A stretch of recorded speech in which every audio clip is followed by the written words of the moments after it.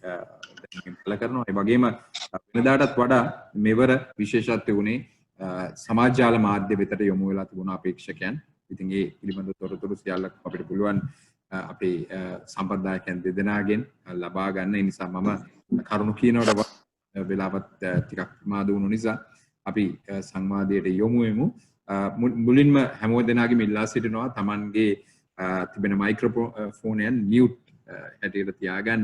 ඒ වගේම කිසියම් ප්‍රශ්නයක් අහන්න ඕන නම් අතරමැදදී ඉබලේ දක්වන කරුණු වලට අදාළව ඔබට පුළුවන් රේස් හෑන්ඩ් මේ ඔස්සේ ඔබට ඔබ ප්‍රශ්නයක් අහන්න සූදානමින් ඉන්න බව අපිට දන්වන්න.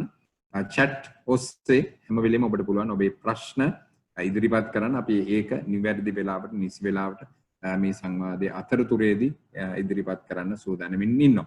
ඉතින් මා ඉක්මනින්ම හඳුන්වා දුන්නොත් අද අපේ සම්ප්‍රදායකයන් දෙදෙනාව දීපාංජලි අබේවර්ධන ඔබ දන්නවා. ඇය ආචාර ධර්ම ජනමාධ්‍යයේ ආචාර ධර්ම කඩකිරීම පිළිබඳව නිරන්තරයෙන් තමන්ගේ පරිශ්‍රණ කටයුතු සිදු කරමින් මේ පිළිබඳව කටහඬ අවදි කරන කෙනෙක්. ඉතින් ඇය කොළඹ විශ්වවිද්‍යාලයෙන් තමයි පශ්චාත් උපාධිය ලැබුවේ ජාත්‍යන්තර සම්බන්ධතා පිළිබඳව.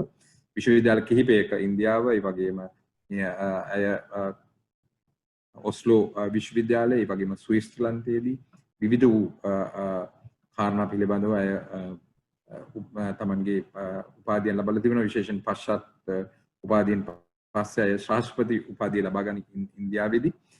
ඉතින් අය නිරන්තරයෙන්ම මාධ්‍ය හැසිරීම සහ මාධ්‍ය සහ කාන්තාව පිළිබඳව වගේ මානව හිමිකම් පිළිබඳව කරුණු කටහඬ අවදි කරන කෙනෙක්. ඉතින් අයත් එක්ක අපිට පුළුවන් සාම්ප්‍රදායික මාධ්‍ය පිළිබඳව වල හැසිරීම පිළිබඳව කතා කරන්න. සංජන හත්කොටුව පිළිබඳව සඳහන් කරොත් ඔබ හුඟක් දෙනෙක් දන්නවා. ඔහු ඩිජිටල් අයිතිවාසිකම් පිළිබඳව ක්‍රියාකාරිකයෙක් සමාජයේ ඉන්න ශ්‍රී ලංකාව සතු ප්‍රවීණතම පර්යේෂකයෙක් සමාජ ජාල මාධ්‍ය පිළිබඳව. ඉතින් මේ ඔහු තමයි ග්‍රවුන්ඩ් වීව්ස් වෙබ් අඩවියේ නිර්මාතෘවරයා. ලංකාවෙන් ශ්‍රී ලංකාවෙන් බැහැරව හිටියත් මේ වෙනකොට ඔහු ශ්‍රී ලංකාවේ සමාජ ජාල මාධ්‍ය හැසිරීම පිළිබඳව නිරන්තරයෙන් පර්යේෂණ සිදු කරමින් අවධානයෙන් පසුවන කෙනෙක්. ඉතින් ඔහු මේ වන විට නවසීලන්තයේ ඔටාගා විශ්වවිද්‍යාලයේ ආචාර්ය උපාධිය හදාරමින් සිටින. ඉතින් නවසීලන්තයේ සිටයි ඔහු මේ සංවාදයට එකතු වෙලා තිබෙන්නේ. ඉතින් දෙදෙනාවම දීපාංජලිවත් සංජනවත් ඉතාමත්ම සෞහෘදාත්මකව පිළිගන්නවා මේ සංවාදයට. අපි යොමු වෙමු මුලින්ම දීපාංජලි වෙතට. දීපාංජලිගේ කරුණු දැක්වීමට අතරම ඇය සති ගණනාවක් තිස්සේ දැන් සාම්ප්‍රදායික මාධ්‍ය පිළිබඳව නිරීක්ෂණයන් සිදු කරමින් සිටින්නේ. ඉතින් ඒ නිරීක්ෂණය ඔස්සේ සාම්ප්‍රදායික මාධ්‍ය හැසිරීම පිළිබඳව ඔබේ නිරීක්ෂණයන් මොනවාද? ඒ වගේම වැරදි තොරතුරු සමාජගත කිරීම සඳහා සමාජ ජාල මාධ්‍ය හා සම තත්ත්වයක සාම්ප්‍රදායික මාධ්‍යත් ඉන්නා බවක් තමයි පේන්නේ. ඉතින් ඒ ගැනත් ඔබේ කරුණු දැක්වීමේදී තොරතුරු එළිදරව් කරනු ඇතයි බලාපොරොත්තු වෙනවා. හොඳයි දීපාංජලි ඔබට අවස්ථාව දෙන්න. බොහොම ස්තුතියි ශාන් ඒ ඉන්ට්‍රොඩක්ෂන් එකට. ඒ වගේම ඉන්ටර්නියුස් කාර්ය මණ්ඩලයට ශිෆාන් ඇතුළු කණ්ඩායමට මම ස්තුතිවන්ත වෙනවා මේ ආරාධනාව සම්බන්ධ. මම කැමති විශේෂයෙන් අපේ මාතෘකාව කොහොමද මාධ්‍ය හැසිරීම විශේෂයෙන්ම මැතිවරණයක් ආශ්‍රිතව සිද්ධ වෙන්නේ කියන කාරණාව නිසා මම කැමති ප්‍රධාන කරුණු තුනක් ඔස්සේ මේ සාකච්ඡාව ආරම්භ කරන්න.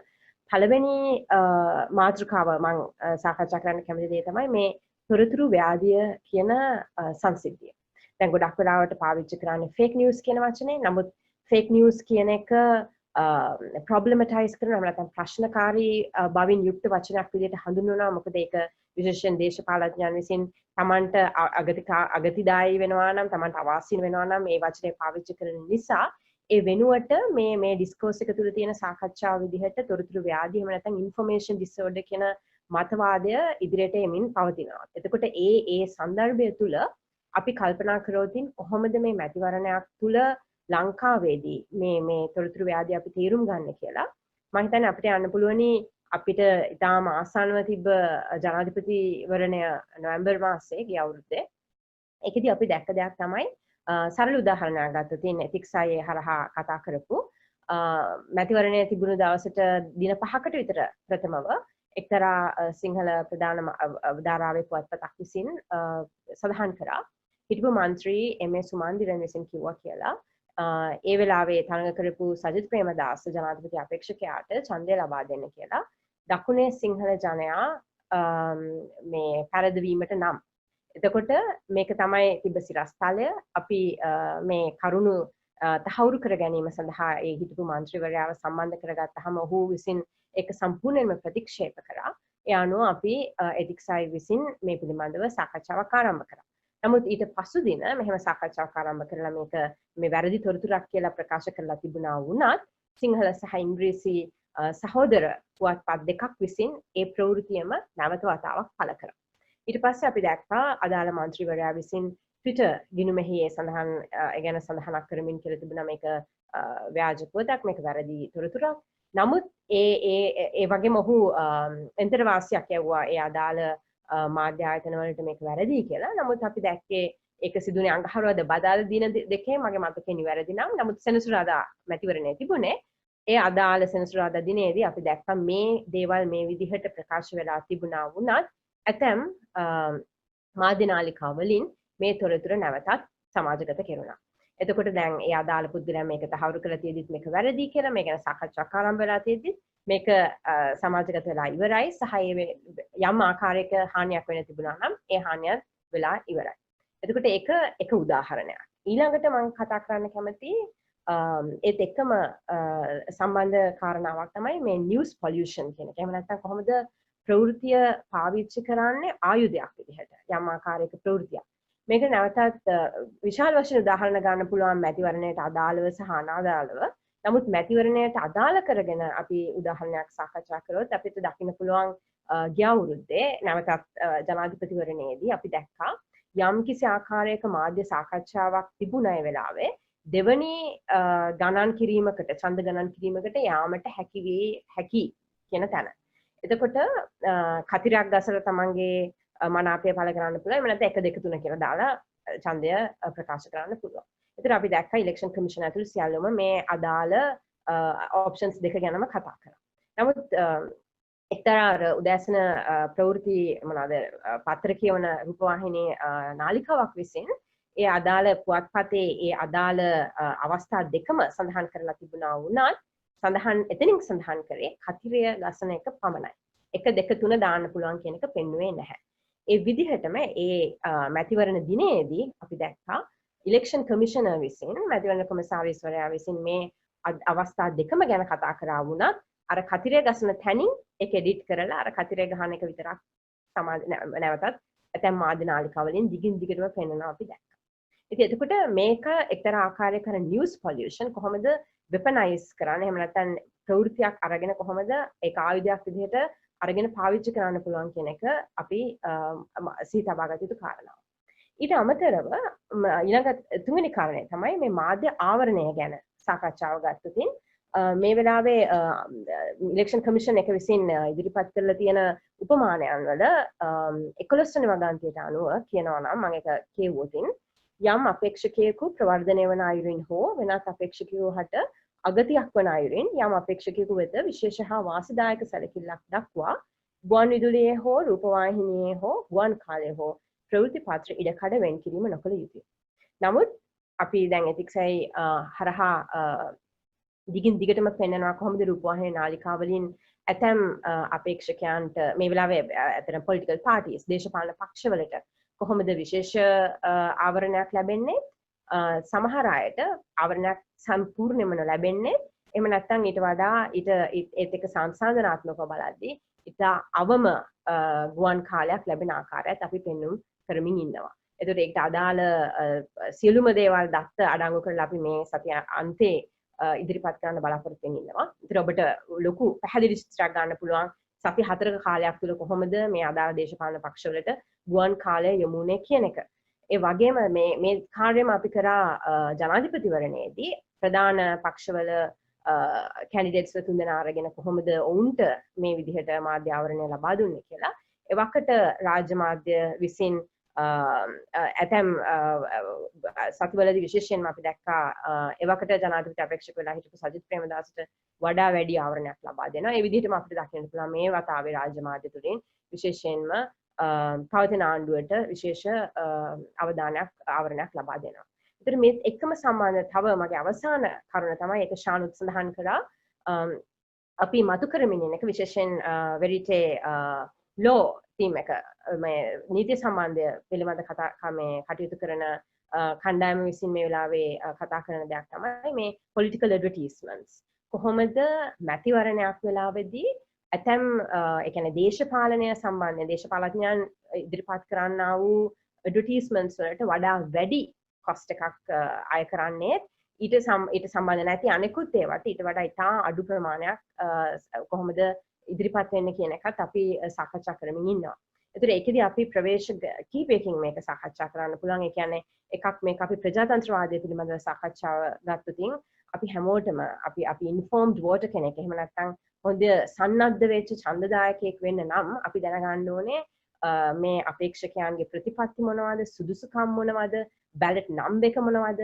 නමුත් ඒ සියල්ල ලැබෙන්නේ ඒකට අතදිගැල්ල වියදම් කරන්න පුළුවන් අපේක්ෂකයන්ගෙන් විතරක් නම් අනිත් අපේක්ෂකයන්ට එහෙම වියදම් කරන්න බැරුව ඒගොල්ලෝ එතනින් හැලිලා යනවා නම් මේක නැවතත් අපිට ස්ථානගත කරන්න වෙන මේ සාකච්ඡාව ඩෙමොක්‍රසි එහෙම නැත්නම් ප්‍රජාතන්ත්‍රවාදය සම්බන්ධ සාකච්ඡාවකට. ඊළඟට අපි මේකට ආර්ථිකමය මුහුණුවරකින් අපි කතා කරතින් ආර්ථිකමය අප්‍රෝච් එකක් ප්‍රවේශයක් ගත්තොතින් අපිට දකින්න පුළුවන් නැහැ මේක ටිකක් සමානයි අර ඉන්ටර්සිටි බස් එක ඔක්කොම පැසෙන්ජර්ස්ලා දාලා ඉවර වෙලා ඉරුණාට පස්සේ ටිකක් අඩු ගානකට යන්න කට්ටිය ගන්නවානේ. ඒ කියන්නේ බෝනස් ප්‍රයිස් එකට. ඒ වගේ අර දැන් කොහෙත්ම political advertisements එන්නේ මේ වෙද්දි media infrastructure වලට යන cost එක cover කරන් තියෙන මොහොතක. එතකොට ඒ කියන්නේ election cycle එකක් නිතිපතා සිද්ධ වෙන්නේ නැහැ. ඒවා සිද්ධ වෙන්නේ කාලෙන් කාලෙට. එතකොට දැනටමත් ඒ අදාළ cost එක cover කරලා තියෙද්දි මෙතනිනුත් අර වගේ විශාල වශයෙන් ගන්නවා කියන්නේ පැහැදිලිව මෙතන මේ ලාභ ලැබීමක් සිද්ධ වෙනවා මේ හරහා සහ ඒ තුලින් අර අපි කියපු ප්‍රජාතන්ත්‍රවාදය සම්බන්ධ සාකච්ඡාවට යම් අවහිරතාවයක් ඇති වෙනවා. ඊළඟට තුන්වෙනි එක සමම මෙතන මේ අදාළ සාධකයේ ඉදිරිපත් කරන නවත්තන්නම්. ඊළඟ එක තමයි මේ frequency එහෙම නැත්නම් සංඛ්‍යාත පිළිබඳ සාකච්ඡාව.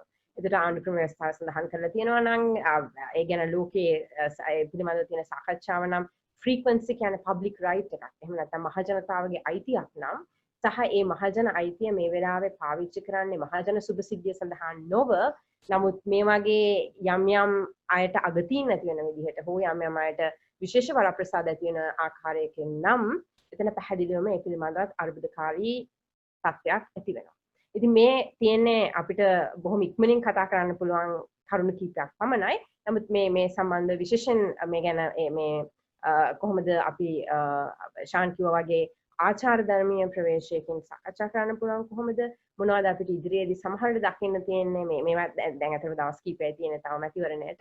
ඒතර මේ තියෙන තත්ත්වයන් තීව්‍ර වීමක් පමණයි අපි මම හිතන්නේ අපිට දකින්න පුළුවන් වෙන්නේ. අපි මේ මම හිතන්නේ මීට වඩා මේ සෝෂල් මීඩියා සම්බන්ධව මේ ගැන සම්පූර්ණට ඉතා හොඳින් ඉදිරිපත් කරන්න පුළුවන්. අපි සාකච්ඡා කරමු ඒ එන විදිහට. බොහොම ස්තුතියි.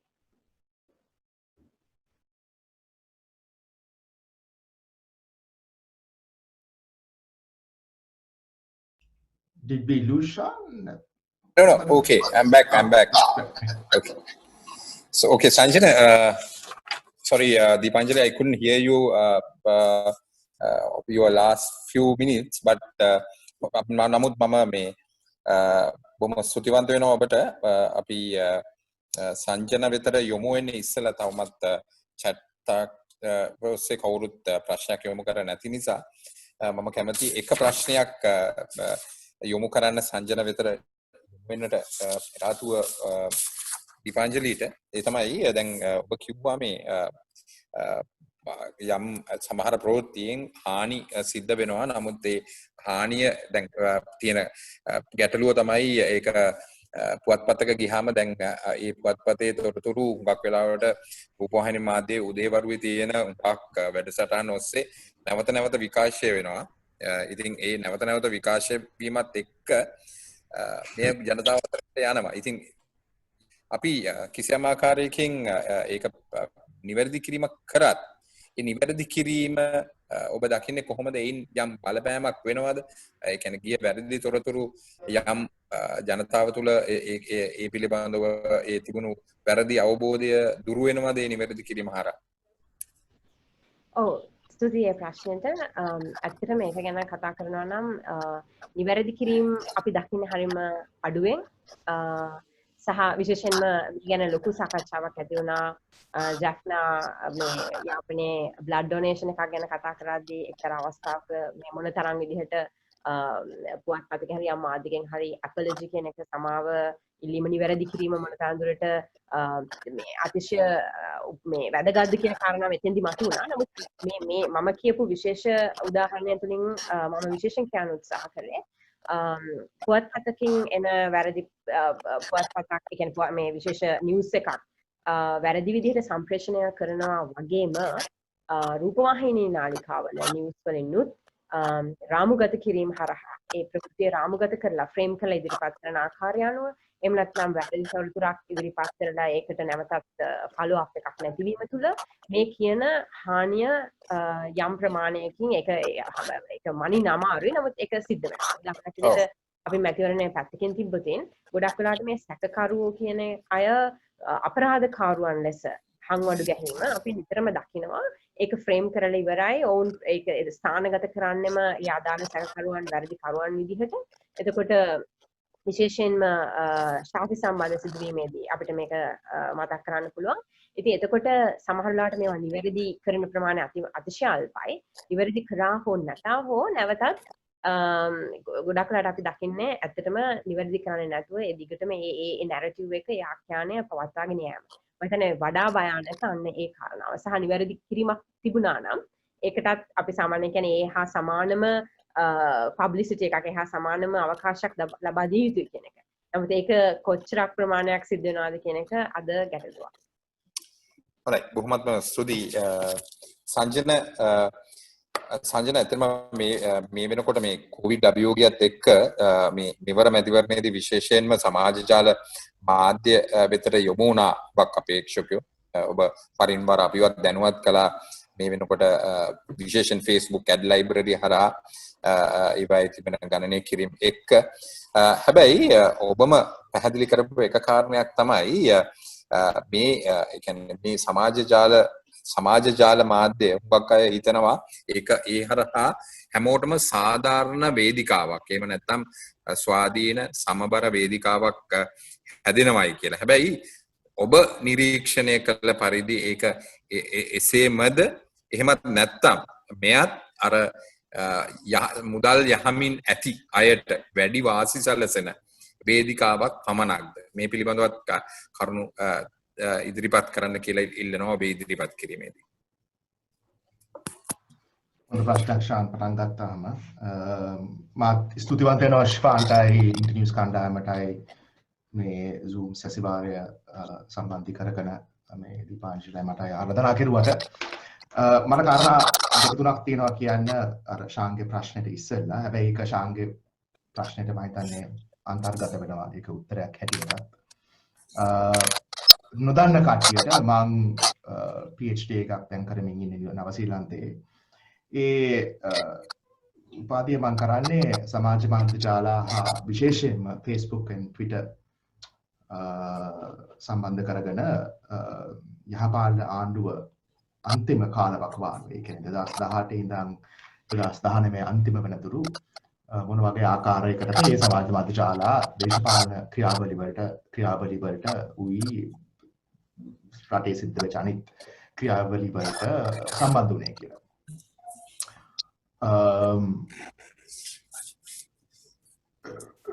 රාජේෂ් මයික් එක මියුට් කරන්න පුළුවන්ද? මම හිතනවා ඔයාගේ එකෙන් ෆීඩ්බැක් එනවා. ඒක ඒ දිහාම බලනකොට අපේ පරීක්ෂකයන් හැටියට ක්‍රවුඩ් ටැංකර් කියලා ප්ලැට්ෆෝම් එකක් තියෙනවා. ඒ පරීක්ෂකයන් හැටියට අපිට ඒකට ඇක්සස් තියෙනවා සාමාන්‍ය කට්ටියට වැඩිය.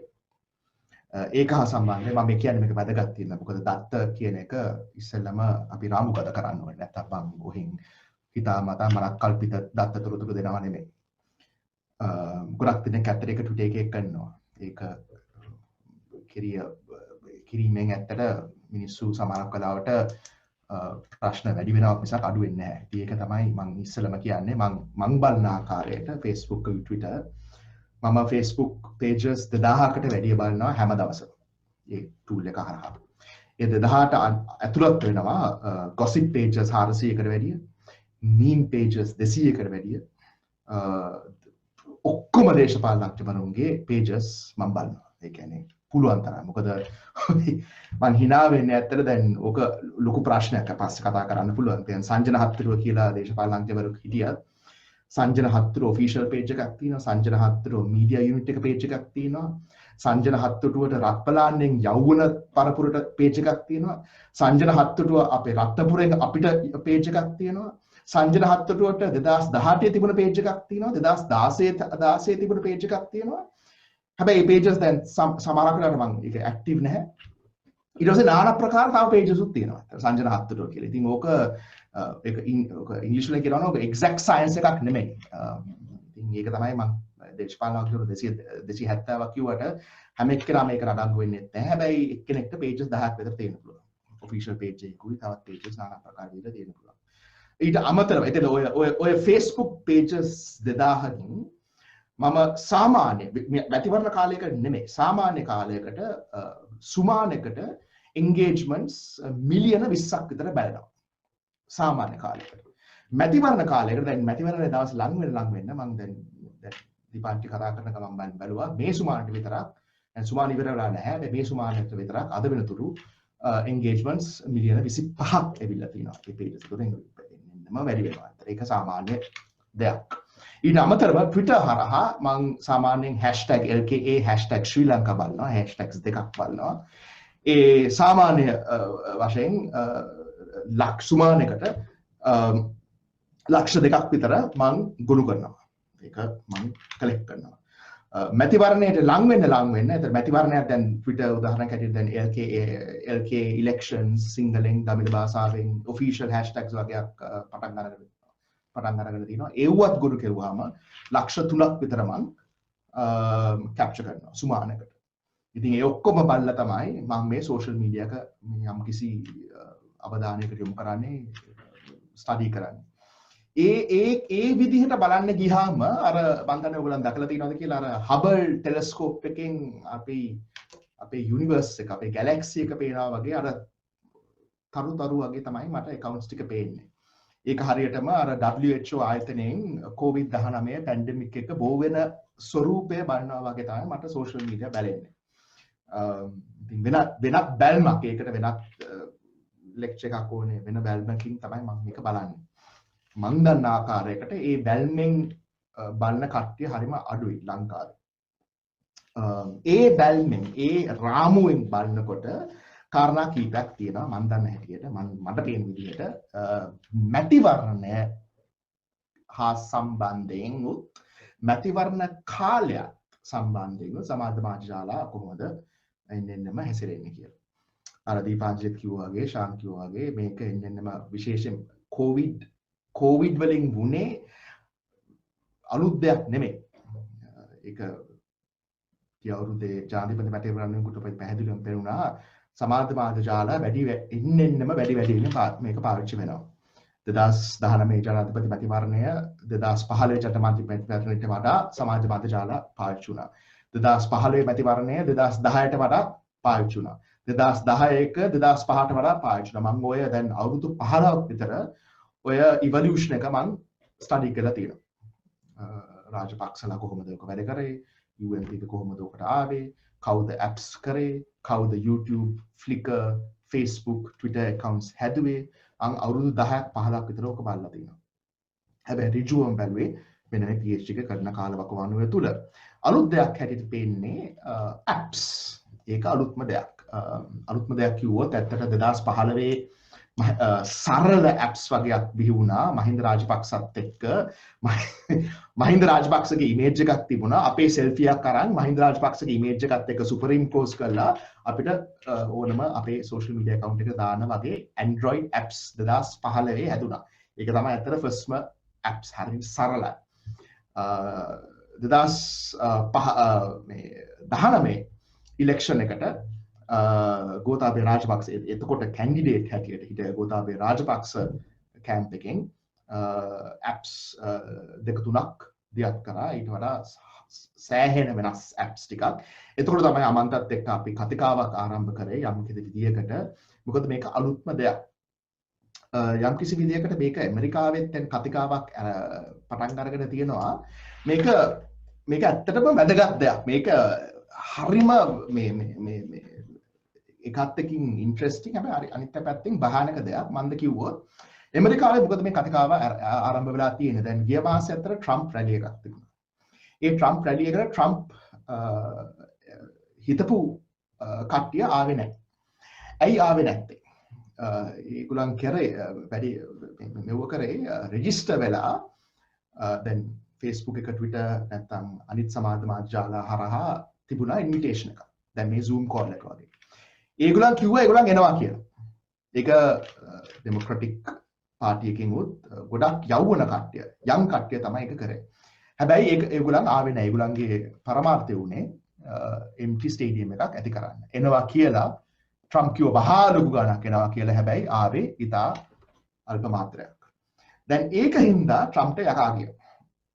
එතකොට ට්‍රම්ප්ට යකා ගියාන් පස්සේ රිපබ්ලිකන් පාර්ටි එකෙන් දැන් කියනවා නෑ සිලිකන් වැලි එකේ තියෙන සමාජ මාධ්‍ය ජාලා හසුරුවන කම්පනීස් ඔක්කොම ඩෙමොක්‍රැටික් පාර්ටි එකට බර වෙලා ඉන්නේ. ඉතින් ඒකේකට එතකොට අපිට දැන් මේ ඉලෙක්ෂන් එකට යන හින්දා ඒගොල්ලෝ මුතිලෙක් ලොකු ඉලෙක්ෂන් එකකට යනවා. මේක අපිට හරියන්නේ නැහැ. අපේම ඇප් එකක් හදන්න ඕනේ. එතකොට දැන් ඇමරිකාවේ කතිකාවක් ඇරඹිලා තියෙන්නේ රිපබ්ලිකන් පාර්ටි එකකට ඩෙමොක්‍රැටික් පාර්ටි එකකට ආමි හමිත් අපේක්ෂකයුක්තම ඒගොල්ලන්ගේම ආවේනික වෙච්ච ඇප් හදන එක. මේක අලුත් දෙයක්. ඒ කියන්නේ ලෝකෙටත් අලුත් දෙයක්, ලංකාවටත් අලුත් දෙයක්. ඇයි මේක බහන්න? මං හිතනවා ඕගොල්ලන් ඔක්කොම කොළඹ දන්නවා කියලා. දැන් අපි මොරටුවේ නැත්තම් රත්මලාලෙන් කොළඹට යනවා නම් කොළඹ අපි හිතමු මැතිවරණය කියලා. කොළඹ අපි හිතමු මැතිවරණ දවස කියලා. ඒක අගෝස්තු 5 කියලා හිතමු කොළඹ. දැන් අපි කොළඹට යනකොට දෙහිවලින් පහුණත් එක්කම අපිට ඔප්ෂන්ස් දෙකක් තියෙනවා උදේට. අපිට ගෝල්ඩ් රෝඩ් එකේ යන්න පුළුවන්, අපිට මරීන් ඩ්‍රයිව් එකේ යන්න පුළුවන්. දැන් බස් එකේ ගියත් පාරේ එළෙව්වත් ඔය යන කට්ටියට හොඳටම දන්නවා ගෝල්ඩ් රෝඩ් එකේ වෙලාව වැඩියෙන් යනවා කොළඹට යන්න මරීන් ඩ්‍රයිව් එකට වැඩිය. ගෝල්ඩ් රෝඩ් එකේ ලයින්ස් තියෙනවා, ට්‍රැෆික් ලයිට්ස් තියෙනවා, කොස්සෝ ඉන්නවා හැංගිලා, ට්‍රැෆික් වැඩි, නීති රෙගුලාසි තියෙනවා. මේ විදිහට තමයි එළවන්න ඕනේ. උදේට බස් ලේන් එකක් තියෙනවා. ඕවර්ටේක් කරන්න පුළුවන් එක විදිහකට. මරීන් ඩ්‍රයිව් එකේ ලේන්ස් නැහැ, පාර පනින ස්ථාන නැහැ, ට්‍රැෆික් ලයිට්ස් නැහැ, පොලිස් කාර්යෝ නැහැ උදේට. සාමාන්‍ය පොලිස් කාර්යෝ ඇත්තම නැහැ. ඇත්තට ස්පීඩ් එක බලන්න ඇරියට සමහර වෙලාවට පාර නැරෝ වෙනවා, සමහර පාර පළල් වෙනවා. මරීන් ඩ්‍රයිව් එකේ හැබැයි වෙන විදිහකට ඉක්මනට අපිට කොළඹට යන්න පුළුවන්. දැන් ඔය මම කිව්වේ ඔය ඇප් ඉකොනොමි එක, ඇප් ආර්ථිකය, ඇප් පරිසරය දෙකක්. ඇප් මම දෙක බෙර කතා කරන්නේ. ඇප් ඉකොනොමි එකයි, ඇප් පරිසරයයි, ඉකොලොජි එකයි මරීන් ඩ්‍රයිව් එක වගේ. ඒකෙන් වෙන්නේ අර සාමාන්‍ය නීති වලට ගාලු පාර හැදිලා තියෙනවා නම්, ඒ කියන්නේ සාමාන්‍ය නීති පද්ධතියක් තියෙනවා නම් මහින්ද දේශප්‍රිය මහත්තයා කියලා මේ මැතිවරණ කාලයක් තුල මැතිවරණ ව්‍යාපාර කටයුතු කරන්න කියලා අපි හදනවා මරීන් ඩ්‍රයිව් එක.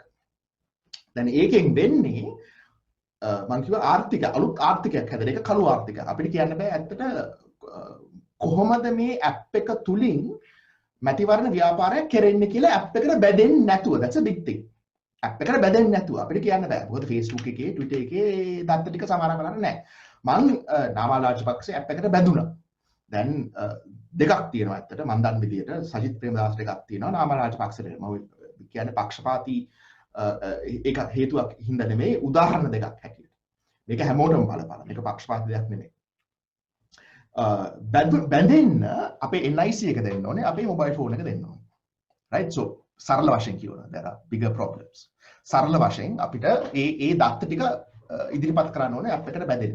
බැඳුනාන් පස්සේ අපිට নানা ප්‍රකාර විදියට අප්ඩේට්ස් එනවා. මේක මෙයා කිව්වා, මේක මෙතන රැලි එක සිද්ධ වෙනවා, මේ ඉන්ටර්වියු එක මෙතන දුන්නා.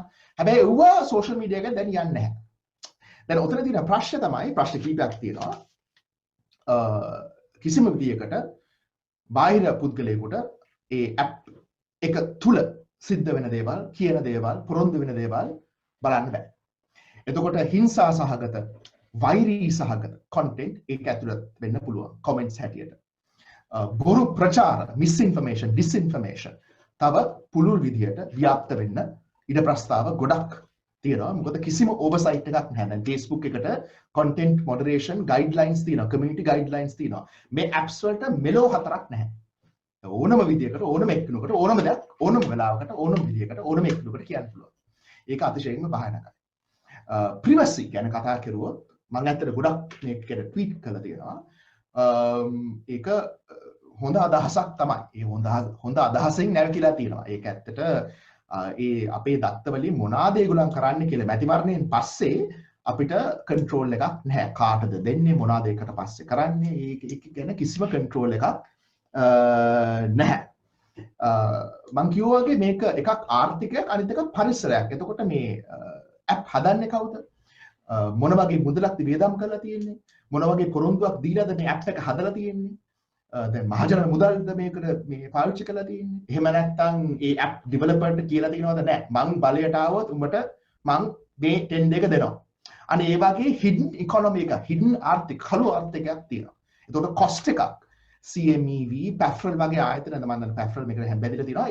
it's impossible. ඒ කියන්නේ හොයාගන්න බෑ. එතකොට අපි දන්නේ මිලියන ගාණක්ද නැත්නම් ඊට වැඩි ගාණක්ද පොරොන්දුද? ඒක black economy. ඒක ඔක දේශපාලන මේ ප්‍රජාතන්ත්‍රවාදයට සෑහෙන බලපානවා. ටෙක්නිකල් වශයෙන් බලන්න ගියොත් මම ඒක සාක්ෂි ඇතුව තමයි කියන්නේ. මේ apps දෙකටම ඉංග්‍රීසි වලින් කියනවා නම් malware. ඒ කියන්නේ ওই app එක install කරාම අපේ Android phone එක හිතන්න app එක මේ අපි Kiehl's වලට ගිහිලා අපේ ලීටර් එකේ elephant house ice cream එකක් ගත්ත කියලා. එතකොට අපි ice cream එකක් ගන්න කන්න. එතකොට මේ ලීටර් box එකේ තියෙනවා ice cream. ice cream එක app එකක් කියලා හිතුවොත් ඒ ice cream එක ඇතුලේ තියෙනවා වැලි ටිකක්. ඒ වැලි ටික ගිහිල්ලා අපේ ඇඟට ඇතුළට වුණාම අපිට ඒක අජීර්ණයි. එතකොට ඒ වගේම තමයි මේ app හදලා තියෙන්නේ. ඒ app එක තුල තියෙනවා নানা ප්‍රකාර malware.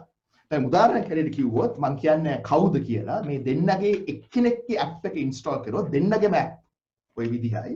හැබැයි එක්කෙනෙක්ගේ app එක install කරුවොත් ඕගොල්ලන් ඉන්න ස්ථානේ ඕගොල්ලන්ගේ phone එක power on off කරන්න පුළුවන්. ඕගොල්ලන්ගේ audio එක record කරන්න පුළුවන්. යන හැම තැනම record වෙනවා. contacts ඔක්කොම upload වෙනවා. ඕගොල්ලන්ගේ phone එකේ තියෙන external storage එකෙත් files ටික read write access කරන්න ඉඩ ප්‍රස්තාව ඒ app එකට ලබා දෙනවා. දැන් ඕක හින්දාම ඕක බාහිරක නැහැ. හැබැයි අපි දන්නේ මොන විදිහටද ඕක පාවිච්චි වෙන්න පුළුවන් කියලා. මේක අලුත් දෙයක්. ඒක හරියටම අපි නොදන්න එක්කෙනෙක් අපේ ගෙදරට ඇතුළට අපි ආරාධනා කරනවා වගේ. නිදන කාමරයට ආරාධනා කරනවා. අපි නොදන්න එක්කෙනෙක් නිකන් ඇවිල්ලා යම් කිසි දෙයක් දොරට ඇවිල්ලා විකුණන්න හැදුවොත් අපි කියන්නේ නැහැ එන්න අපිත් එක්ක නිදා ගන්න අපිත් එක්ක කන්න එන්න කියලා. හැබැයි ඒ එක විදිහට නෙමෙයි අපි ඇප් ගැන හිතන්නේ. ඔය ඉතින් ඔය මැතිවරණ හා සම්බන්ධයෙන් පක්ෂවලට politicians ලට මේ ඇප් බිහි වෙන එක පැත්තකින් අනිවාර්යයෙන්ම සිද්ධ වෙනවා. අනිත් පැත්තෙන් ජනමාධ්‍යකරුවන් හැටියටත් පුරවැසියන් හැටියටත් අපේ අවධානය අනිවාර්යයෙන්ම යොමු කරන්න ඕනේ. ඔක ගෝලීය ප්‍රශ්නයකුත් ලාංකික ප්‍රශ්නයකුත් අනිවාර්යෙන්ම තව එන්න මැතිවරණ වලට මේක විශේෂයෙන්ම සිද්ධ වෙනවා. අනිත් එක තමයි දැන් සමාජ මාධ්‍ය ගැන කතා කරුවොත් දැන් Facebook එක හරහා tools දෙකක් තියෙනවා. Facebook ad library එකයි Facebook ad report tool එකයි. ඔක මම වෙනම වීඩියෝ එකක් කරලා තියෙනවා අර journalist split page එකේ. ඒක ගැන වැඩි කතා කරන්නේ නැහැ. හැබැයි ඇයි මම ඔක් ගැන කතා කරන්නේ? දැන් මම හිතන්නේ Sunday Times එකේ I think English වලින් සුමානේ සතියන්තේ ඉරිදා ගියා එකක්.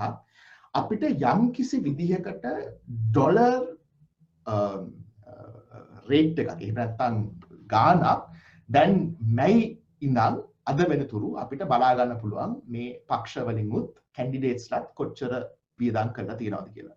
මම හිතන්නේ මිලියන 57ක් රුපියල් මිලියන 57ක් විතර දැන් වියදම් වෙලා තියෙනවා ඔක්කොම කැන්ඩිඩේට්ස්ලායි ඔක්කොම පක්ෂ අතරත්. ඒක ලොකු ගාණක්. ඕක ඇත්තට මම තමයි ජනාධිපති මැතිවරණයේ ඕක Facebook එක ඉස්සෙල්ලම ස්ටූල් එක දිහා කරනකොට ඒ ගොනු කළා ඒ ඩොලර් රේට් එක බැලුවේ පුදුම විදියට මාස ගානකින් වැඩි වෙලා තියෙනවා. ඉතින් ඕක එන්නම වැඩි වෙනවා. ඕක එකක්. දෙවැනි කාරණය තමයි ඒක තමයි මගේ මූලික කාරණය. ලංකාවේ gossip pages උයි meme pages හරහා තමයි දේශපාලන කතිකාවක් ගොඩි නැගිලා තියෙන්නේ. ඒක හැම දවසම ඒක සිද්ධ වෙනවා. දැන් ඕක කිව්වට ඕක අතිශයින්ම සංකීර්ණ වැඩක්. උදාහරණයක් හැටියට සමහර gossip pages වල adminsලා සල්ලි ගන්නවා. හැබැයි ඒ සල්ලි ගන්නේ අනිත් කැන්ඩිඩේට් කෙනෙක්ගේ content නොදාන්න. නේද? ඕක කොහොමද මොනිටර් කරන්නේ? ඕක කොහොමද බලගන්නේ? right? ඕක බලා ගන්න විදියක් නැහැ. මොකද content එන්නේ නැහැ. හැබැයි ඒගොල්ලන් සල්ලි ගන්නේ content නොදාන්න. ඕකත් කළු ආර්ථිකයක්. right? දෙවැනි කාරණය තමයි ගොඩක් දෙනෙක් හිතන්නේ ඕනම දේශපාලන ඇඩ් එකක් නැත්නම් සමාජමය ඉෂුව එකක් ගැන ඇඩ් එකක් යනවා නම් ඒක Facebook අර report tool එකට නැත්නම් ad library tool එකට ඇතුළත් වෙනවා. නැහැ. right? ඒක ඇතුළත් වෙන්නේ නැහැ. හැම එකක්ම ඇතුළත් වෙන්නේ නැහැ. දැන් අපි gossip උයි meme pages අද බැලුවොත් මම අද බැලුවා ඇත්තට নানা ප්‍රකාර විදිහට ඍජුවම පක්ෂපාතී දේශපාලන රාමුගත කිරීමකින් තමයි content ඉහිලා තියෙන්නේ. හැබැයි ඒව කිසිම එකක්වත් අර ad library report tool එකට අඩංගු වෙලා නැහැ. ඕක එක පැත්තකින් technical issue එකක්. අනිත් පැත්තෙන් මං සල්ලි ගන්නවා මං දානවා වගේ post එකක් දාන. ඒ කියන්නේ ad එකක් හැටියට නෙමෙයි මං දාන්නේ. එතකොට මං ඉංගියක් කරනවා. ඉංගිය hint එකක්. ඒ hint කරන්නේ ඒක ඍජුවම කරන්න පුළුවන් බලන එක්කනට අනිවාර්යයෙන්ම තේරෙනවා. හැබැයි ඒක අර ad library report tool එකට වැටෙන්නේ නැහැ. ඒකට සාමාන්‍යයෙන් හැම page එකක ගිහලම හැම post එකක්ම බලන්න ඕනේ. දැන් එතකොට ඒකත් කළු ආර්ථිකයක්. ඒ post එක අපි කියන්නේ authentic post එකක් දාන්න සල්ලි අරන් තමයි ඒක දාන්නේ. ඔය වගේ පරිසර පද්ධතියක් හැදිලා තියෙනවා. pages 100 ගණනකින් ඒ පද්ධතිය හැදිලා තියෙන්නේ. ඕකට මිලියන ගාණක් වියදම් වෙලා තියෙනවා. මේ ජනාධිපති මැතිවරණ මම ඔබ දන්නේ මම ඒගොල්ලන්ට කතා කරපු එක මට නම් කියන්න බෑ ඒකින්ද pages වල identify කරන්න බෑ.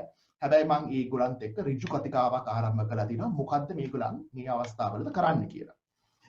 එතකොට ඒක hidden sponsorship එක. ඒකට හැඟවුණු ආර්ථිකයක්. හැඟවුණු පරිසරයක්.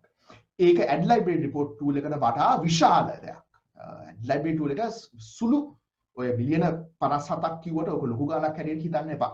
ඕක සුළු ප්‍රතිශතයක් විතරයි සමාජ මාධ්‍ය ජාලා හරහා අපි campaign finance study එකක් capture එකක් කරොත් ඒක සුළු දෙයක් විතරයි.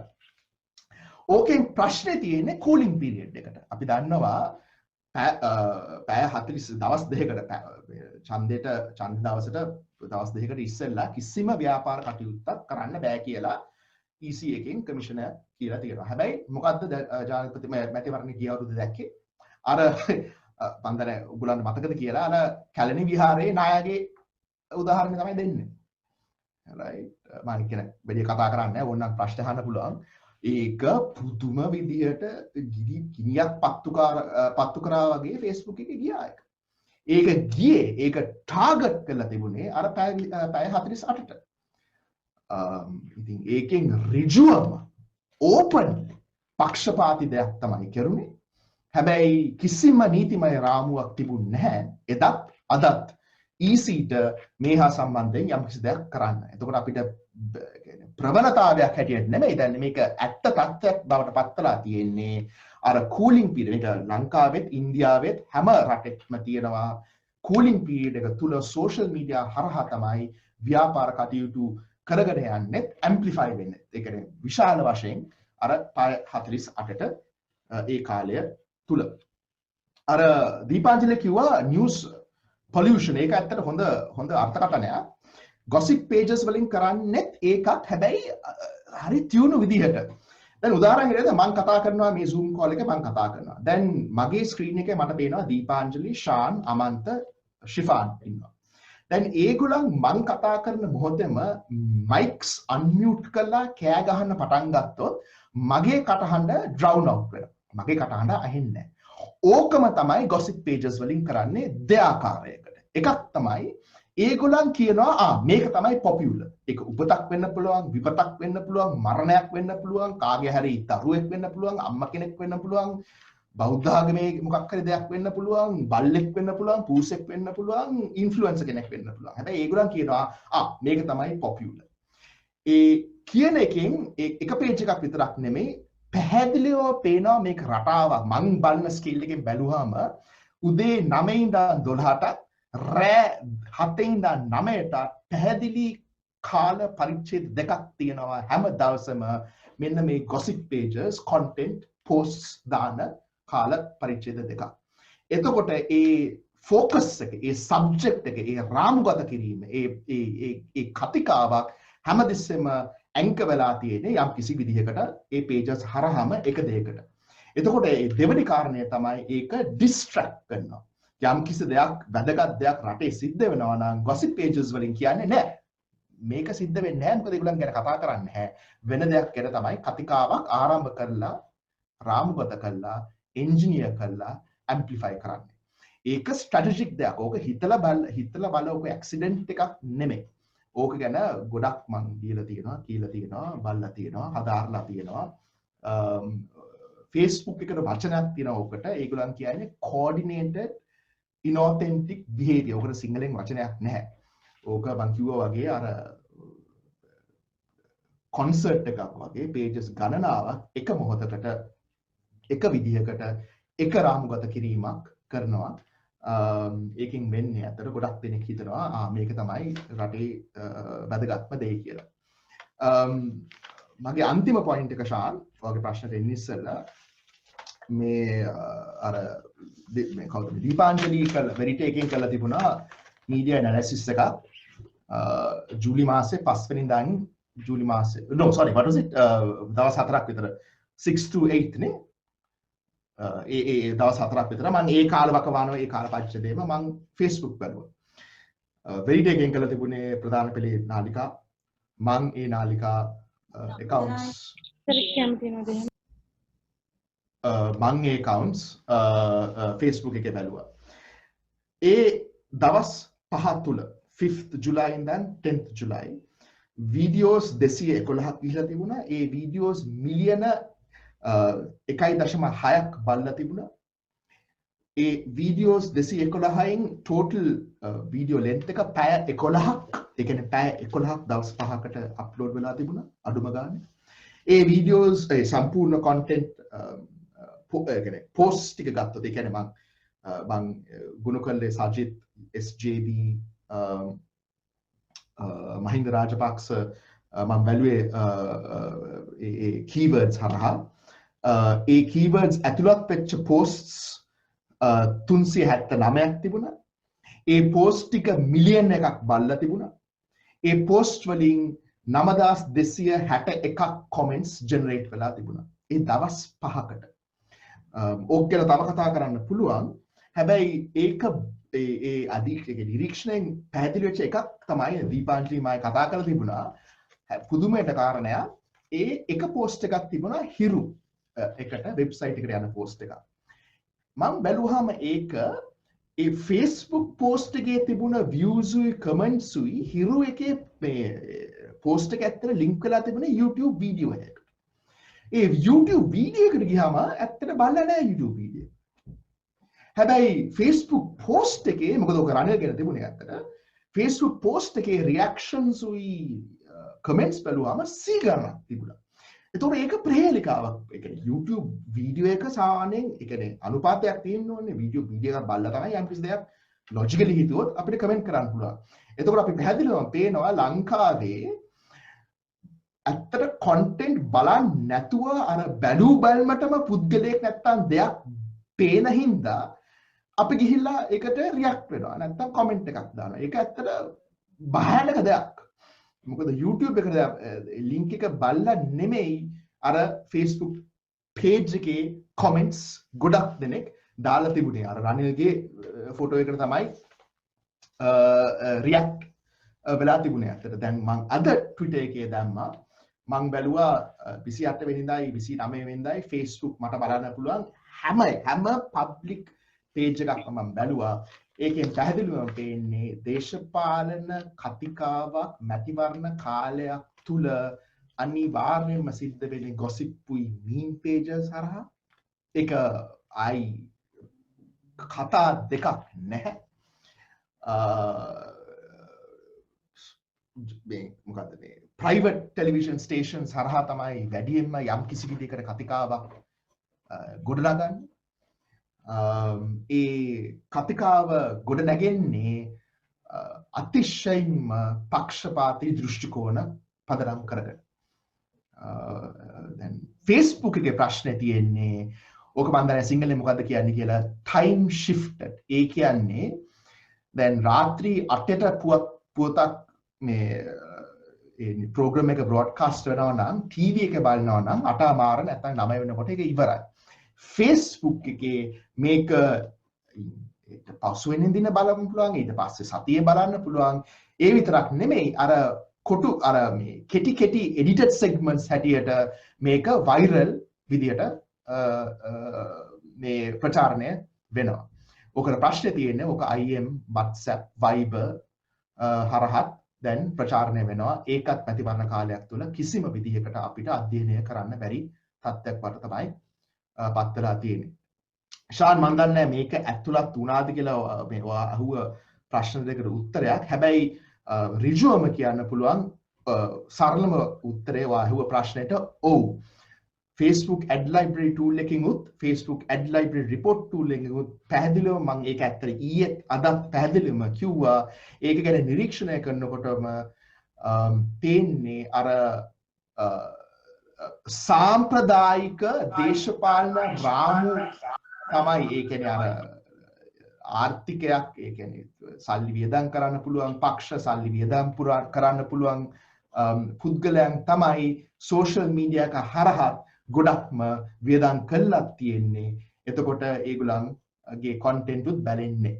මොකද අර Facebook එකේ ඇල්ගොරිතම් එක හැදිලා තියෙන්නේ ගොඩක් බැලනවා නම් ඒක තව ව්‍යාප්ත වෙනවා. ඒකට බූස්ටඩ් කන්ටෙන්ට් තමයි වැඩිම බලන්නේ. ඒතකොට මේ බූස්ටඩ් කන්ටෙන්ට් එක වැඩිම කැම්පේන් ස්පෙන්ඩින් එකක් හැටියට පේන්නේ අර පරණ කට්ටියමයි. අලුත් කටහඬවල් ඇත්තටම නැහැ. NPP එක ඉන්ඩිපෙන්ඩන්ට් ගෲප්ස් ඒගොල්ලන් ඇත්තට වියදම් කරන්න බැරි හින්දා එච්චර දෙයක් පේන්නේ නැහැ. අනිත් එක තමයි අර ප්‍රයිවට් ටෙලිවිෂන් ස්ටේෂන්ස් වලින් ඒගොල්ලන්ට පක්ෂපාතී රාමුවක් තියෙන හින්දා ඒගොල්ලන්ගේ කැන්ඩිඩේට්ස්ලාව ගොඩක් බ්‍රෝඩ්කාස්ට් කරන හින්දා එතකොට සෝෂල් මීඩියා කරා Facebook Twitter හරහා පේන්නේ අර පරණ කට්ටියමයි පේන්නේ. එතකොට සෝෂල් මීඩියා එක අපි පොරොන්දු කියන්නේ අපි එක්ස්පෙක්ට් කරා නම් අර ප්‍රජාතාන්ත්‍රික යම් කිසි අලුත් කටහඬවල් එනවා කියලා ඒක වෙලක් නැහැ. මම කියනවා ඒක වෙන්නේ නැහැ.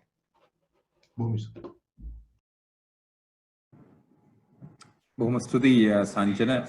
විශාල පැහැදිලි කිරීම් ගණනාවක් තිබුණා ඒ ඉදිරිපත් කිරීමේ.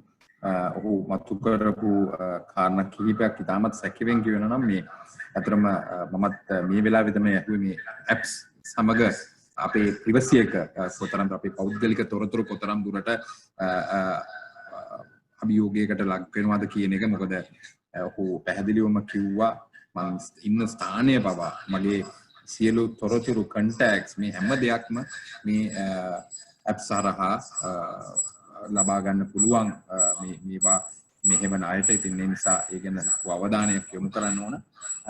ඒකම සංජන මතු කරපු අනිත් කාරණේ තමයි ඒක මමත් ඇහුවේ පළවෙනි වතාවට සංජන ඔබ කියපු මේ වෙබ් අඩවි වල යම් වෙබ් අඩවි මෙහෙවන අය අපි දැනන් හිටියේ ප්‍රවෘත්ති දාන්න මුදල් ගන්නවයි කියලා. හැබැයි ඔබ කිව්වා නෑ ප්‍රවෘත්ති යාම වළක්වන්න. එමත් නැත්නම් යම් පුද්ගලයන් පිළිබඳ තොරතුරු යාම වළක්වන්න මුදල් ගැනීම. මේක පළවෙනි වතාවට මමත් අහන්නේ. ඉතින් මේවා අර අතරම ඔබ කිව්වා වගේ කළු සල්ලි මේවා සමාජයට පේන්නේ නැහැ. අපි Facebook ඔබ පැහැදිලිව කිව්වා Facebook ad library tool එක හරහා මේ වෙන විට මිලියන 57ක් විතරයි සටහන් වෙන්නේ. ඒ සටහන් වීම විතරයි. ගොසිප් පිටු හරහා පළවෙනි ප්‍රවෘත්ති ඒවා කොතරම් විකාශය වෙනවද මේ ගැන අතරම මෙතන කොතරම් මුදල් ප්‍රමාණයක් තියෙනවද කියන එක ගැන හරිම අමාරුයි කියලා ඔබ මේ වෙන විටත් 2000කට වැඩි සතියකට ඊටම ප්‍රධාන Facebook පිටු ඔබ බලනවායි කියලා. ඉතින් ඒවයි අර එන්ගේජ්මන්ට් එක හැටියට මම හිතන්නේ ඔබ කියන්නේ නැත්තේ තොරතුරු හුවමාරු වෙන ප්‍රමාණය මිලියන ගණනක් කියලා. පසුගිය සති දෙක තුලදී ඒක මිලියන 25 දක්වා ඒ තොරතුරු හුමාරුව වැඩි වෙලා තිබෙන බව අධීක්ෂණය කරයි කියලා කිව්වා. මේ තාමත් වැදගත් මේ තොරතුරු තවමත් chat තාක්ෂණය ඔස්සේ අපිට ප්‍රශ්න දෙකක් ඉදිරිපත් දහසක් හර්ෂණ එක ප්‍රශ්නයක් ඇමරිකාවේ මැතිවරණය නොවැම්බර් මාසයේදී පැවැත්වෙනවා. නවසීලන්තයේ මහමැතිවරණයත් ඉදිරියේදී පැවැත්වෙනවා. මේ රටවල් දෙක සහ ශ්‍රී ලංකාවේ මැතිවරණ සැලකිල්ලට ගැනීමේදී අපට දක්නට ලැබෙන පොදු කාරණා මොනවාද? විශේෂයෙන් සමාජ මාධ්‍ය සැලකිල්ලට ගැනීමේදී අවසන් වරට පැවති ඇමරිකානු ජනාධිපතිවරණයේදී කේම්බ්‍රිජ් ඇනලිටිකා සම්බන්ධයෙන් විශාල කතාබහක් ඇති වුණා. ඊට අදාළව ශ්‍රී ලංකාව සම්බන්ධයෙන්ද කතා වුණා. ඉන් පස්සේ කොංග්‍රසයට Facebook ප්‍රධානීන් ගෙන්වීමක් පවා කළා. ඒ වගේම ඊයේ ඇමර්සන් ආදී ඒ ප්‍රධානීන් කොංග්‍රසය ඉදිරියේ සාක්ෂි දීමක් කළා. ඒ ගැනත් යම් පැහැදිලි කිරීමක් කරන්න කියලා. මොන වගේ ඒ කියන්නේ ඔහු අහන්නේ ඇමරිකාවෙත් නවසීලන්තෙත් තිබෙන මැතිවරණ සැලකිල්ලේදී අපේ රටේ මොන වගේ තත්ත්වයක්ද තියෙන්නේ කියලා. සංජන ඔබට තියෙන අවස්ථාව. ඔව් ඒකට වෙනම පැක් ඕන වෙයි. මං කිව්වා වගේ Cambridge Analytica කියදවාචකයෙන් Google, Facebook, Twitter මේ සියලුම Microsoft cloud storage තියෙන හැම Silicon Valley company එකක්ම විශාල වශයෙන් ඒගොල්ලන්ගේ අර privacy හා සම්බන්ධයෙන් විප්ලවයක් ඇති වුණා. මොකද 2016 සිද්ධ වෙච්ච දේ හා සම්බන්ධයෙන් බලන්න ගියාම පැහැදිලිවම පෙනුණා Facebook හරහා තමයි ගොඩක්ම ඇමරිකාවේ ඒ දත්ත ටික ලීක් වුණේ. ඒ කොහොමද ඒක වුණේ කියලා ඔයගොල්ලන් හර්ෂව දන්නවා. හැබැයි ඊට පස්සේ ඇත්තට ඒ විදිහටම දැන් 2020 කරන්න බෑ. ඇයි ඒක කරන්න බැරි? ඒ ඔක්කොම social media companies සම්පූර්ණයෙන්ම ඒගොල්ලන්ගේ privacy මටවත් පර්යේෂකයන් හැටියටත් ඒගොල්ලන්ගේ අර සමහරක් data දැන් access කරන්න බෑ. නැත්තම් හරිම අමාරුයි. ඉතින් අර 2016 වගේ දෙයක් සිද්ධ වෙන්නේ නැහැ. මං කිව්වේ ඔක තව දිග කතාවක් කියලා. තවත් දැන් අලුත් dangers ඇති වෙලා තියෙනවා. ඒකින් එකක් තමයි මේ app economy එක. මේ app ආර්ථිකය, මේ app පරිසරය. මේ ඇමරිකාවෙත් නවසීලන්තෙත් දැන් මේක බිහි වෙනවා. ඒක ගෝලීය වශයෙන් හැම රටකටම දැන් බිහි වෙනවා. මෝඩි BJP එකත් එක්කත් ඔක කරා. ඕක අලුත් දෙයක්. election commissions වලට election regulations elections නීතිමය සම්බන්ධනයක් ඕකට කළා නැහැ. වංශමාන දෙකකට ඉස්සලා ආටිකල් 19 ආටිකල් 19 සංවිධානයත් එක්ක ඕක ගැන පුළුල් සාකච්ඡා කරා. ගෝලීය වශයෙන් ඕක ප්‍රශ්නයක්. තවත් එකක් තමයි මෙන්න මේ සමාජ මාධ්‍ය ජාලා හරහා ඔය ලංකාවේ තියෙන ඔය gossip ආර්ටිකල් දැන් මම අද මගේ Twitter එකට ගිහලා බැලුවොත් මම නවසීලන්තයත් එක්ක සංසන්දනය කරලා තියෙනවා ලංකාව. නවසීලන්තයේ ඒ දවසකට යම්කිසි විදිහකට Facebook එකේ සාකච්ඡා ඇන්කර් වෙලා තියෙන්නේ ප්‍රධාන පෙළේ ජනමාධ්‍ය කරුවන්ටත් professional media platforms වලටත්. gossip නැහැ මෙහෙ. ඒ කියන්නේ ඒ අර ලංකාවේ gossip pages වල කියනවා වගේ මෙහෙ ඒ වගේ Twitter වලත් Facebook එකේ ආර්ථිකයක් නැහැ. එතකොට ඍජු දේශපාලන සාකච්ඡා ගහ ගන්නවා, ගුටි බැට ගන්නවා ඇත්තට. කුණුහරුප කියනවා. හැබැයි ඒක හැම දෙයක්ම වෙන්නේ යම්කිසි රාමුවක් තුල. ප්‍රජාතාන්ත්‍රික රාමුවක් තුල. අපිට මොනිටර් කරන්න පුළුවන්. අපිට කියන්න පුළුවන්. right? ලංකාවේ ප්‍රශ්න වෙලා තියෙන්නේ මේ gossip pages උයි meme pages කිසිම වගතුකක් අපිට හොයාගන්න බෑ. මම හොඳ උදාහරණයක් දෙන්න ශාන් ඔක මේ බන්ධනේ අහලා තියෙනවා. මට නම කියන්න බෑ. එක popular meme page එකක් තියෙනවා. right? ওই meme page එක පටන් ගත්තේ 2014 මහී and සංඝ lovers කියලා. right? 2016 නම වෙනස් කරා. දැන් තියෙන නමට. එතකොට ඕක ඇත්තට ඕක තියුණු ප්ලෑන් එකක්. ක්‍රිකටර්ස් ලගේ නම්බරින් පේජ් එකක් නැත්නම් ගෲප් එකක් පටන් ගත්තාම දසදහස් ගණනක් එක්කාසු වෙනවා. මන්ද කිව්වොත් ඒක මහියා නැත්නම් සංඝගේ ජීවිතය ගැන, බබා ගැන, වයිෆ් ගැන, ක්‍රිකටින් දන්නවනේ අපිට තියෙනවා මේ ක්‍රිකට් ආගමක් කියලා. එතකොට page එකේ නම වෙනස් කරනවා. right? ඒක page එකේ නම වෙනස් කරාන් පස්සේ එතකොට ඒ අරමුණ වෙනස් වෙනවා. දැන් ඒ වගේ pages ගොඩක් තියෙනවා. දැන් ඔය ඕකෙන් ඇත්තට මම අද බැලුවා මේ page එකෙන් සෑහෙන හරි පුදුමයි. මේ සුමානෙට දාලා තියෙන හැම පෝස්ට් එකක්ම එකක් SGB එකක් SLFP එකක් SLPP එකක් ඉතින් හැම පක්ෂයකටම ඒ පෝස්ට් එකක් ගිහිලා තිනවා. දැන් ඕක නිකන් හිතලා බලන්න නිකන් පණක් කල්පිත දෙයක් නෙමෙයි. උදේ මම කියන්නේ කොණ්ඩේ හැටියට නෙමෙයි මම පෝස්ට් එකක් දාන්නේ. ඉතින් ඒක ඍජු ආර්ථිකයක් තියෙනවා අතට. ඉතින් බලන්න ඔය ආර්ථිකයේ pages 400කට මේ වැඩි කරාම කොහොමද කියලා. එතකොට ඒක ප්‍රජාතාන්ත්‍රික මැතිවරණ ක්‍රියාවලියකට අතිශයින්ම හානිකර. මොකද ඒක තුල වෙනත් විදිහකට මම කියෝ වගේ hate speech, disinformation, ව්‍යාජ තොරතුරු, rumor, gossip අර ප්‍රධාන පෙළේ දැන් දීපාංජලිගේ කොණ්ඩේ මේ වෙන්නේ ග්‍රේ වෙන්නේ මේ අර නිකන් මේන්ස්ට්‍රීම් මීඩියා එක බලලා. අපි දන්නවනේ අතට ප්‍රයිවට් ටෙලිවිෂන් ස්ටේෂන්ස් මොන වගේ ආකාරයකටද කරන්නේ කියලා. අපි දන්නවනේ පුවත්පත් මොන වගේ මේ මාධ්‍යකරණයක්ද කරන්නේ කියලා. හිතන්නද සෝෂල් මීඩියා එකේ කොහොමද වෙන්නේ කියලා. ඉතින් ඕක තමයි මෙතන තියෙන මූලික ප්‍රශ්නේ. අපේ Mahinda දේශපරි මහත්තයාටත්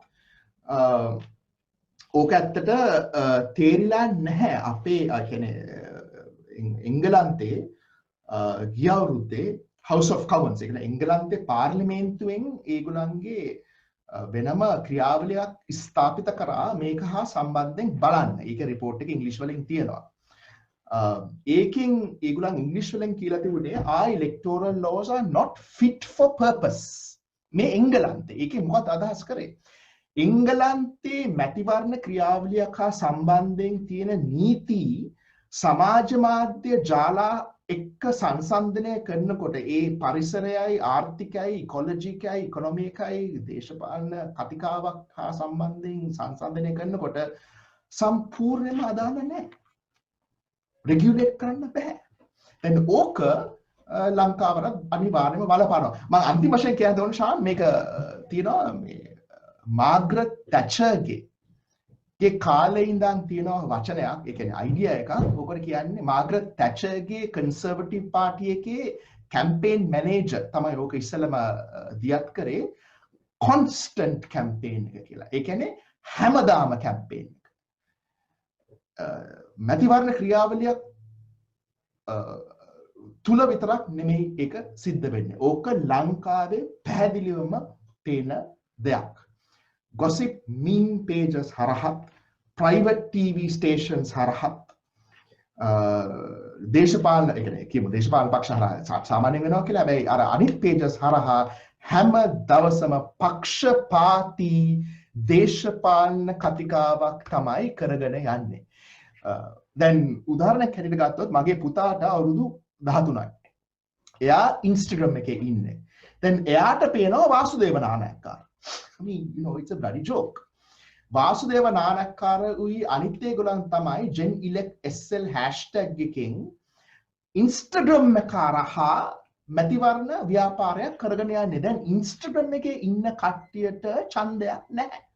So the question is ප්‍රශ්නයක් මතුනගෙනවා ඇයි මේ ගොඩක් දෙනෙක් පන්ති නම් වලින් කියන්නේ හැම ප්‍රධාන පෙළේ ධාරාවේ පක්ෂයක් උයි කැන්ඩිඩේට් කෙනෙකුයි Instagram එකට account එකක් තියෙනවා. ඇයි?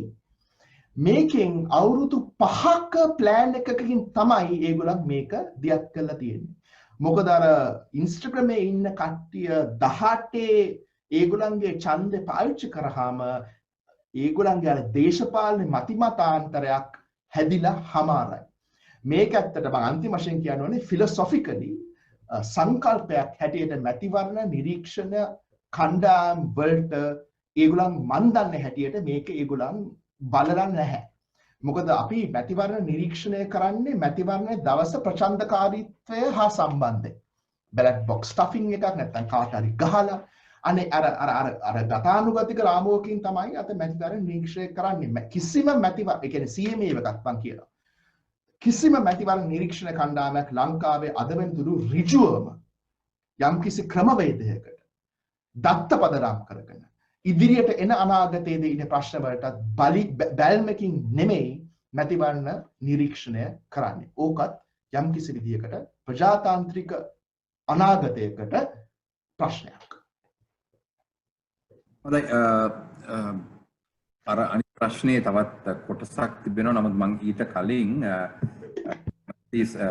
දීපාංජලිට ප්‍රශ්නයක් යොමු කරන්න. දීපාංජලි දැන් අපි ප්‍රවෘත්ති ගත්තොත් ඔබ මම හිතනවා මේක මේ ආයතන සඳහන් නොකිරි කරන්නේ නැතුව ඔබ මේක කරයි කියලා. දැන් ප්‍රවෘත්තිත් එක්තරා විදියකට අවියක් බවට පත් කරගෙන තියෙන බවක් පේනවා නේද? වැරදි ප්‍රවෘත්ති වගේම අනිකුත් අයට යම් ප්‍රහාර එල්ල කරන්න. ඔව් අනිවාර්යෙන්ම ඒකට මම පොඩ්ඩක් තව උණුපුරණයක් එකතු කරොත් එහෙම අපි බැලුවොත් කොවිඩ් මේ කාලේ පෙබරවාරි මාර්තු මාසයේ මේ අවුරුද්දේ පටන් ගත්තත් එක්කම අපි දැක්ක දෙයක් තමයි ප්‍රධාන ධාරාවේ මාධ්‍ය තුල කොහොමද මේ සම්බන්ධව ආණ්ඩුවේ වැඩපිළිවෙල සාකච්ඡා කරේ කොහොමද කියන එක. ඒ කාරණාවද අපි පැහැදිලිවම දැක්කා ආණ්ඩුවේ මෙසේජින් එකත් එක්ක. එහෙම නැත්නම් ආණ්ඩුවේ තිබ්බ ප්‍රමුඛතාවයත් එක්ක එක හා සමානව තමයි ප්‍රධාන ධාරාවේ මාධ්‍යත් සියල්ලම වෙනස් වෙන්නේ. උදාහරණයක් විදිහට මුලින්ම ලොක්ඩවුන් එපා කියලා කියද්දී මාධ්‍ය මේ ප්‍රධාන මාධ්‍ය සියල්ලම ලොක්ඩවුන් එපා කියන තැනින් ඉඳන් තමයි මේ සාකච්ඡාව පටන් ගත්තේ. නමුත් ලොක්ඩවුන් එකකට ගියාම ඒ සියල්ලම ඒකට පක්ෂපාතී විදිහට තමයි කතා කරන්න පටන් ගත්තේ. ඊට පස්සේ අපි දැක්කා මේ සති දෙකකට විතර කලින් විශාල වශයෙන් විපක්ෂය හරහා සාකච්ඡා කරන්න ඉඳන මේ දෙවනි රැල්ලක් ගන්න. හැබැයි දෙවනි රැල්ල කියන සාකච්ඡාව නැවතත් ලඝු වුණේ ඒ විපක්ෂය සහ ඊට අදාළ පොඩි හඬවල් අනිත් අයගෙන් නිසා ප්‍රධාන ධාරාවේ මාධ්‍ය තුල තිබ්බේ ඒකට ප්‍රතිවිරුද්ධ මතය. එතකොට දැන් මේ නිවුස් කියන එක පාවිච්චි වෙනවා එකක් අනිවාර්යෙන්ම ඒ කියන්නේ පොලියුට් කරන්න ජනමනස හැඩගස්වන්න Tamanට ඕන විදිහට ඔළුව සෝදන්න ඒ රාමුගත කිරීම තුළින් තමාට යම් කිසි පක්ෂයකට හෝ යම් කිසි පුද්ගලයෙකුට වඩා හිත ඇති තවත් කෙනෙකුට අගතිකාමී වන ආකාරයට මේ නිවුස් කියන එක ෆ්‍රේම් කිරීමේ ඉදිරිපත් කිරීමේ ටෙන්ඩන්සි එකක් අපි සම්භාවිතාවක් අපි දකින ඉතා ඉහළ වශයෙන් දැන්. ඒත් එක්කම මට තව මේ එකතු කරන්න ඕන කාරණාවක් තමයි මේකට අපි මේ වෙලාවේ ප්‍රධාන ධාරාවේ මාධ්‍ය තුල දැක්කහම අපිට දකින්න තියෙනවා ඇතැම් ගති ලක්ෂණ. ඒ ගති ලක්ෂණ අපිට සමාන කරන්න පුළුවන් අතීතයේ කමියුනිස්ට් බ්ලොක් එකේ තිබ්බ මාධ්‍ය. එහෙම නැත්නම් නෝර්ත් කොරියාව වල හරි එහෙම නැත්නම් සිංගප්පූරුවේ මාධ්‍ය වලට යම් ආකාරයකට සමාන කරන්න පුළුවන් තත්ත්වයක් උදා වෙලා තියෙනවා. ඒකට හේතුව තවදුරටත් අර කවුන්ටර් නැරටිව් කියන එක. දැන් ඒවා ඒ කියන්නේ ප්‍රති මොනතරම් ක්‍රිටිකලි එන්ගේජ් වෙනවද මොනතරම් මේ තියනවාද අනිත් මතයට ඉඩක් මොනතරම් යම්කිසි ප්‍රශ්නයක් ගැන කතා කරද්දී සෙසු එක පාර්ශ්ව වාර්තාකරණයක් නෙමෙයි. නමුත් මේ පිළිබඳව බොහොම rational based approach එකක්. එහෙම නැත්නම් තාර්කිකමය ප්‍රවේශයක් ඉදිරිපත් කරනවාද කියන එක ගැටලුවක්. සහ අපි ඇතැම් අවස්ථාවල දැක්කා දැන් කොවිඩ් වෙලාවේදී සමහර විකල්පයයි සැලකෙන පුවත්පත් මුද්‍රණය වුණේ නැහැ සමහර සතිවල. ඒ සතිවල අපි ඇත්තටම දැක්කේ මීඩියා මොනොලොග් එකක්. මොකද ප්‍රධාන ධාරාවේ මාධ්‍ය පමණයි ඔවුන්ගෙන් අපි දැක්කේ අර ආණ්ඩුවට පක්ෂ හෝ ආණ්ඩුවේ මෙසේජින් එක ඉදිරිපත් කරන එක. නමුත් ඒට චැලෙන්ජ් වෙන ඊට අභියෝග වෙන කිසිදු මතයක් අපි දැක්කේ නැහැ. එතකොට මාධ්‍යයේ කාර්යභාරය වෙන්නේ මොකක්ද? ඔවුන් පැහැදිලිවම මුරබල්ලාගේ වොච්ඩොග් ෆන්ක්ෂන් එකක් තියෙනවා. ඒ ක්‍රියාවක් තියෙනවා. ඒ වගේම ඔවුන්ට භූමිකාවක් තියෙනවා නිවැරදි තොරතුරු ඉදිරිපත් කිරීමට. එතකොට මේ දෙකම වෙන්නේ නැති අවස්ථාවල අපි දකින මේ කියන යම් ලක්ෂණ රෝග ලක්ෂණ දකින්න දැන් මුලදී මම අර කියපු කාරණා දෙක අපිට කියන්න පුළුවන් මාධ්‍යෙට තියෙන ව්‍යාධීන් විදිහට. උදේට මේ ව්‍යාධීන් වල ලක්ෂණ වලට අපි තව ඩීප් ඩයිව් කරොත් එහෙම තේරුම් ගන්න මේවා. ඒකෙන් පැහැදිලිවම දෙයක් තමයි දැන් මේ අවස්ථාව වෙනකොට මේ ප්‍රජාතන්ත්‍රවාදික ආයතන ක්‍රම කියන ඒවා අතිශය ලඝු කිරීමක්. එහෙම නැත්නම් මේවා අවප්‍රමාණය කරන ආකාරයේ ආඛ්‍යානයක් නැරටිව් එකක් අපිට පේනවා. උදාහරණයක් විදිහට 19 වෙනි සංශෝධනය අද කොයි විදිහටද සාකච්ඡා කරන්නේ? ඒක මොන විදිහටද ප්‍රශ්නකාරී ලෙස ඒක ඉදිරිපත් කරන්නේ? ඒක ගැටලුවක් විදිහට දැන් ඉදිරිපත් වෙන්නේ. ඒක තවදුරටත් ඒක සොලියුෂන් එකක් නෙමෙයි. එතකොට ඉලෙක්ෂන් කමිෂන් ඇතුළු මේ යම් ඉන්ස්ටිටියුෂනල් ස්ට්‍රක්චර්ස් ප්‍රශ්න කරනවා ඔවුන් නිදහස් නැති විදිහට ඔවුන් NGO එහෙම නැත්නම් ඇමරිකානු හිතවාදී කියන මෙන්න මේ ආඛ්‍යානය තුළ ප්‍රවේශගත කරලා තමයි නැවතත් සාකච්ඡා කරන්නේ. ඉතින් එතකොට අර democratic institution structures කියනවා devalue වෙනවා වගේම තව ලක්ෂණ දෙකක් වෙනවා. ඒ තමයි එකක් අපි දකිනවා ඇතැම් දැන් ප්‍රධාන පක්ෂයට හෝ ජනාධිපතිවරයාට යම් ආකාරයෙන් විවේචනය ලැබුණොත් ඒක රාජ්‍යයට එල්ලවන විවේචනයන් විදිහට අද ලඝු වෙනවා. එතකොට එතන නැවතත් පැහැදිලිව අපි දකින්නේ අර මං කියපු ආකාරයේ මාධ්‍ය අර තියෙන රටවල් වල තියෙන මාධ්‍යවල ගති ලක්ෂණ තමයි එතකොට ඉස්සරහට එන්නේ. ඊට අමතරව පළවෙනි අන්තිම එක තමයි මට කියන්න ඕන එක මේ යම්කිසි ප්‍රස්තුතයක් යම්කිසි දෙයක් නිවුස් එකක් කතා කරද්දී ඒ නිවුස් එක එන්නේ එකපාර්ශ්වීය ලෙස එක බලයේ ඉන්න පක්ෂයට පමණක් නම් වෙන්නේ මේක මොන ආණ්ඩුව යටතේද සිද්ධ වෙන්නේ කියන එක නෙමෙයි ප්‍රශ්නේ සියලුම ආණ්ඩුව යටතේ මේක සිද්ධ වෙද්දී ඒක පැහැදිලිවම ගැටලුකාරී දෙයක්. ඒතර මෙතන මේක රාජ්‍ය මාධ්‍ය විසින් සිද්ධ වෙද්දී ඒ එන ආණ්ඩුවට පක්ෂපාතී විදිහට අපි දකිනවා පෞද්ගලික හිමිකාරීත්වයෙන් යුක්ත වෙච්ච මාධ්‍ය විශාල ප්‍රමාණයක් අද ඔවුරුත් ස්ථානගත වෙන්නේ අර රාජ්‍ය මාධ්‍යද ස්ථානගත වෙලා තියෙන තැනමයි. එතකොට කොහෙද මේ ප්‍රේක්ෂකයාට හෝ ඒ ඉන්න ඡන්දදායකයාට කොහෙද තියෙන්නේ මේ ක්‍රිටිකලි එන්ගේජ් වෙන්න පුළුවන් ක්‍රිටිකලි ඔබ්සර්ව් කර ගන්න පුළුවන් මුළු පින්තූරෙම ගන්න පුළුවන් නිවුස් තියෙන්නේ කොහෙද කියන ප්‍රශ්න මතුවෙනවා. මම අන්තිමම මගේ උදාහරණයක් මම දෙන්න කැමතියි. දැන් අර බුවනෙක හෝටලයේ කියලා විශාල කතිකාවක් ආරම්භ වුණා ගේ සතියේදී ඒ සම්බන්ධ සිදුවීමේදී අපි මාධ්‍ය කොහොමද හැසිරුණේ කියලා බලද්දී අපිට පේන දේ තමයි විශේෂයෙන්ම අපි ඉලෙක්ට්‍රොනික මීඩියා ප්‍රින්ට් මීඩියා ගත්තොත් ඉතින් මුද්‍රිත මාධ්‍ය තුල ගත්තොත් අපි දැක්කේ නැහැ ඔය කියන ආකාරයේ ඒක රෂනල් බේස්ඩ් අප්‍රෝච් එකක් නෙමෙයි අර තනිකර වොලියුම් එක ඒ නිවුස් එක පුළුවන් තරම් එකම විදිහට ඉදිරිපත් කරලා ඒ වොලියුම් එක හරහා අර එන්න තියෙන ඇත්ත පින්තූරය යටපත් වෙලා එකම එක මෙසේජ් එකක් තමයි එළියට ආවේ. ඒක අර සමාන වෙන්නේ සංජන මේ සඳහන් කරේ කොහොමද ඩ්‍රවුන් අවුට් කරන්නේ වොයිසස් කියන එක අන්න ඒකම සිද්ධ වෙනවා ප්‍රධාන මාධ්‍ය තුළ. එතකොට මේ සියලුම සාකච්ඡා වලින් එළියට එන කාරණාව තමයි අද දවසේ වෙද්දී ප්‍රධාන මාධ්‍ය සහ සමාජ මාධ්‍ය අතර බොහොම තින් ලයින් එකක් බවට පත් වෙලා ඉවරයි. ප්‍රධාන මාධ්‍ය තුලින් එන මෙසේජින් එක වෙනවා සෝෂල් මීඩියා තුළ. සෝෂල් මීඩියා වල එන එකම තමයි පිළිවෙල වෙන්නේ ප්‍රධාන මාධ්‍ය තුළ. ඒතර කොහෙද මේ ප්‍රජාතන්ත්‍රවාදී අවකාශය මාධ්‍ය තුලින් ප්‍රශ්නගත කළ යුතු සහ ඔවුන්ව accountable කරන්න ඕනේ. ඔවුන්ව වග යුතු විදිහට ඒ සාකච්ඡාව කොහෙද කියන එක විශාල ගැටලුවක්. ශාල් මට විනාඩියක් දෙනවද? ඒ කියන්නේ සම්බන්ධ උත්තරයක් දෙන්න ඊට සම්බන්ධ. හොඳයි. මේ අතෝසවල තියෙනවා ශිෆාන් ඉන් පස්සේ හර්ෂන්ට නෑ මං කියන්නේ එකග වෙනවා දීපාංශ කිව් එකට ඒක තව ලොකු කතාවක්. හැබැයි සෝෂල් මීඩියා එක බලනකොට ඇත්තට ඒක වචනයක් තියෙනවා ෆිල්ටර් බබල්ස් කියලා. දැන් ওই ප්‍රශ්නේ තියෙන්නේ ගොඩක් දෙනෙක් හිතනවා දැන් සෝෂල් මීඩියා එකට එකෙන් අපේ දේශපාලන මතිමතාන්තර පැතිකඩවල් ඕන තරම් බලන්න පුළුවන්. Facebook එකට ගියාම අපි ඕන තරම් ඕන එක්කෙනෙක්ගේ පැතිකඩවල් මතිමතාන්තර දෘෂ්ටි කෝණ අපිට බලා ගන්න හැකියාවක් තියෙනවා කියලා. හැබැයි ඇත්තටම බලන්න ගියොත් ලංකාවෙත් ගෝලීය වශයෙන් උත් එලි පරිසර් කියලා පුත්‍රයෙක් තමයි ඔක නිර්මාණය කරේ වචනේ ෆිල්ටර් බබල්ස්. ඕක ඇත්තට මේ අපි නානවනේ හැම එකටම නානවනේ. නානකොට අර පෙන බුබුලු වෙනවනේ. අර සබන් නානකොට හොදනකොට මන්නම් බුබුලු අතර මම මාළි විලා ආසයි ඇත්තට. ඒක හොඳට අර සබන් දාලා ෂැම්පු දාලා කන්ඩිෂනර් දාලා නානකොට ඒ එක බුබුලු තමයි හිතමු අපි Facebook, Twitter, YouTube, Instagram, WhatsApp, Viber, Skype දැන් මේ බුබුලු එක කියන්නේ අපි නානකොට අපේ ඇඟේ බුබුලු තිබුණත් ඒක සමහරක් වෙලාවට ඒක සම්බන්ධ වෙනවා සමහරක් වෙලාවට සම්බන්ධ වෙන්නේ නැහැ සමහරක් වෙලාවට ඒක කෙටි කාලයකට විතරයි තියෙන්නේ සමහරක් වෙලාවට ඒක දිග ලොකු වෙනවා සමහරක් වෙලාවට පොඩි වෙනවා අනේ බුබුලු වගේ තමයි ඇත්තට සමාජ මාධ්‍ය ජාලා හැසිරෙන්නේ එක බුබුලකින් අනිත් බුබුලකට යන්නේ සාමාන්‍යයෙන් අමාරුවේ එතකොට Twitter වල තියෙන කතිකාවක් Facebook එකට යන්නේ නැහැ Facebook එකේ එක page එකේ තියෙන කතිකාවක් තවත් page එකට යන්නේ නැහැ. අපි පක්ෂපාතීත්වය තියෙන්නේ රනිල්ට නැත්තම් සජිත්ට නැත්තම් ගෝඨාභයට නැත්තම් මහින්දට නම් අපිට Facebook එක හරහා වෙන පැතිකඩවල් බැලෙන්නේ නැහැ. එන්නේ නැහැ, දෙන්නේ නැහැ. ඒක ඇල්ගොරිත්මිකලි Facebook අපිට ඉදිරිපත් කරන්නේ නැහැ. ඕක ප්‍රජාතන්ත්‍රවාදයට ප්‍රශ්නයක්. මොකද අපි දැන් මන් පොඩි කාලේ 80 ගණන් වල අපිට තිබුණේ නාලිකා දෙකයි රූපවාහිනිය ITN. එතකොට හැම දවසම 8ට අපි පවුලක් හැටියට ආච්චි සීයයි අම්මයි තාත්තයි අක්කයි මායි පූසයි බල්ලයි අපි රූපවාහිනිය බැලුවා.